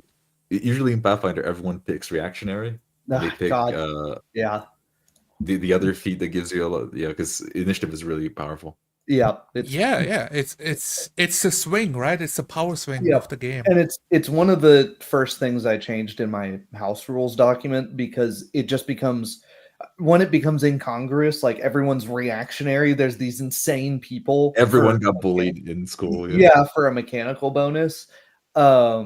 And it just becomes a boring numbers game, right? Because everyone Yeah. can take improved initiative. It has no prerequisites. Well, then nobody has improved initiative. Yeah. You're just down a It's feat right. slot. It's just And when everyone's super, Yeah. No one is. Yeah, it's just, Yeah. well, I have to take improved initiative because I want to go first, and everyone else is taking improved initiative. So it's like, great, you all have a +4 on a thing that's It competitive. literally which means- is the mechanical burden to play the combat game takes like siphons away from the roleplay potential of picking cool feats that fit your character Right. flavor. And I think that elephant in the room goes like 75-80% of the way through fixing it, and just banning improved initiative feats gets rid of the other bit. Because then you have to actually go out of your way to take a class, take something that says something, like the gunslinger is like, oh yeah, I'm a quick draw ace. Like, makes sense as to why you have a higher initiative, right? Dude, Like that's flavorful, right? It's impossible to play with that elephant in the rules. Elephant Yeah. in the room, elephant in the rules. Elephant I in don't the actually room, remember. yeah. Elephant in the room. Yeah, Because I would have needed 3 feats for my character to work. Yeah, exactly. Like I would have needed weapon finesse so that I can attack with dexterity. I would have needed agile maneuvers so that I can use my dexterity on my combat maneuver bonus. And I would have needed I forgot the third one, but like I it's would like have needed to wait until level 3 to be able to do anything, Yeah, and that's why in the olden days I solved the problem kind of ass backwards and just went, well, I guess we just always start at level 3 so that people have real characters. But now it's been a long time since I played at level 1, and I thought this was really cool. Like my wife got fucking spooked in Valheim, just yelled loudly. I wondered what was going on there. I was like, is your wife like dying back there? No, it's a video game, guys. It's fine. She's fine. It's a video game. It's not real life. Suddenly Drauge. Yeah. All right. And they hit like trucks. She does not understand the concept of being live. It's fine. It's all right. Only being dead. Yeah. But yeah, man. Anything else that you guys thought? I think that's pretty much all. Yeah, let's. I mean, I want to play more. I want to play for longer, but it's yeah, and that's a good sign. Yeah, in the future, I definitely, probably can. I'm gonna be honest. I feel like that length was like the length that I can do. Like I'm tired now. Yeah, 2 hours from playing. Yeah. We'll shoot for 2 hours, and if at any point, don't leave it just up to me as a GM to say that's the point we're stopping. If we need to go, 45 minutes, an hour, and you say, all right, let's cut it there, be my guest. No worries at all. I'm not, I don't have a captive audience like so many GMs wish they had, right? Yeah, I'm fine. I mean, especially, I feel like Nicholas is the one with the low stamina on the table. He's got a low constitution score. No. I do, man. I'm man. 2 hours in any RPG, like it was. I'm drained. There was a lot there. Yeah, that's why I thought 2 hours was about a good stopping point. So we'll stick with that, and then we'll see. Maybe we can take. So Tyler, what do you think? Sounds good. Can you roleplay in Pathfinder? What's the verdict? Well, audience, So if far, you watched yes. this long, or if you're skipping to the end, you be the judge. I Then think, again, right? sorry, I am interrupting. Go ahead. But I think Was that- we was should be it- self-explanatory. Yeah. Yeah, I was gonna say, like, I rolled twice, or the whole thing. So, like, Yeah. That's true. But I mean, that's more a symptom of the 3D 4D thing, right? Is not rolling if you don't need to. That's just the style, right? And I think Pathfinder is most doable. Like, the benefits of the 3D system are most highlighted within a game that's crunchy, where you don't want the mechanics to matter, right? You don't want it to be brought up at every, I'm not going to ask for it. That tree was, 12, 14 foot tall. I'm going to ask for a climbing check there, right? Whereas if it was 5 foot up, there would be no point to asking for a climb check, but so many people would. And you could argue, well, are you really playing Pathfinder? Well, yeah, there are plenty of roles that were going on here. But And I was doing for my dwarf, I'm checking. Okay, are there good handholds? Is the tree Right, like yeah, I like that. Yeah, wet or slimy or something like Right, that? And I'm not getting something back, so I just start hacking it. right, exactly. like- Yeah. Yeah, you've seen it here first, folks. Pathfinder Yeah. does not get in the way of role playing. No, I Yeah. mean, yep. There was that couple of things. There was the roll initiative, and which we've already mentioned. You could probably do in a better way. We'll see that next time. And I'm gonna say we will take at least 3 sessions. After which I will say it's easier to roleplay than Daggerheart. But before that, you know, like there we go. it's been only 1 session yeah. so far, Mhm, so Yep. So, yeah, thus far, I think the dreaded grapple flowchart. People are so scared of grappling, but if they, it helps if they fail their first roll, and then you just move on like nothing happens. So, yeah, I think You I were just trying have to grapple a with couple the times. centipede? yes, yeah. Yeah, Oh, you Trying to mad? have It's it what wrap centipede around, do. trying to have it wrap around him and bite him. But So yeah, we survived Pathfinder. A Yeah. bunch of theater kids, LARPers, Yep, survived yep. Pathfinder. Yep. Look, There if the you go. centipede bites me, I can just kill it passively every time it bites me. That's right, because you're poisonous. Yeah. Oh Yeah. my gosh. Yeah. I thought it was cool the mosquito that beat you and Yeah. died. Yeah, that was cool. That was a cool kind of like 4D Like, thing. my character did not see that, otherwise Yeah. he would have commented, but that was a Yeah. cool moment. Yeah, those two fun. I also I'm liked glad how you caught that. Yeah, Yeah. that was really cool. I Yeah. forgot to mention, and I also liked how the guard reacted to the knot that Shire tied. It was like, It's- Oh yeah. and then Those guys were just killing time, man. Yeah, Just curious local kids. they're kicking the dust around. At like this point Boy there. Scouts, wait, I haven't seen this knot since I've been 13. But they're like 30-something-year-old Summer men. camp. Like, yeah, they're uh, yeah. So yeah, Well, thank you, Tyler. It was a very fun session. thank you guys for joining. I'm Yeah. really happy to finally have something up on my channel where I run something, so I can all of the "Where's your game, bro?" where's guys. your game, bro? Here it is. I will know my schedule again at the end of this week. My boss is gone for a trip up to Wisconsin, so my schedule is pretty busy, and we'll play it by ear each week as things go. But this time slot should continue to be good for me. 2 hours. 2 hours after Sounds good. from 2 p.m. to 4-ish. Yeah. All right. Okay. Yeah, I'll go ahead and end the stream. Thank you guys for watching. If you watched all the way to the end, thanks everybody that tuned in on any of our channels. More of this coming in the future. I'll make sure to make community posts so you know about any cancellations or any of that coming up. What did you guys think? Leave down in the comments below. Were you expecting this to crash and burn? Were you expecting more rolling, more outward rolling? If you have any questions that I didn't answer here in the outro, go ahead and I'll and answer he's all not of them. saying because he's a tuber. I've seen Tyler respond to all comments before, man. Yes. He means it, yeah. Yes, even the troll ones, I will respond. He means it. Comment below or else. No. Thank you guys. See ya. Let me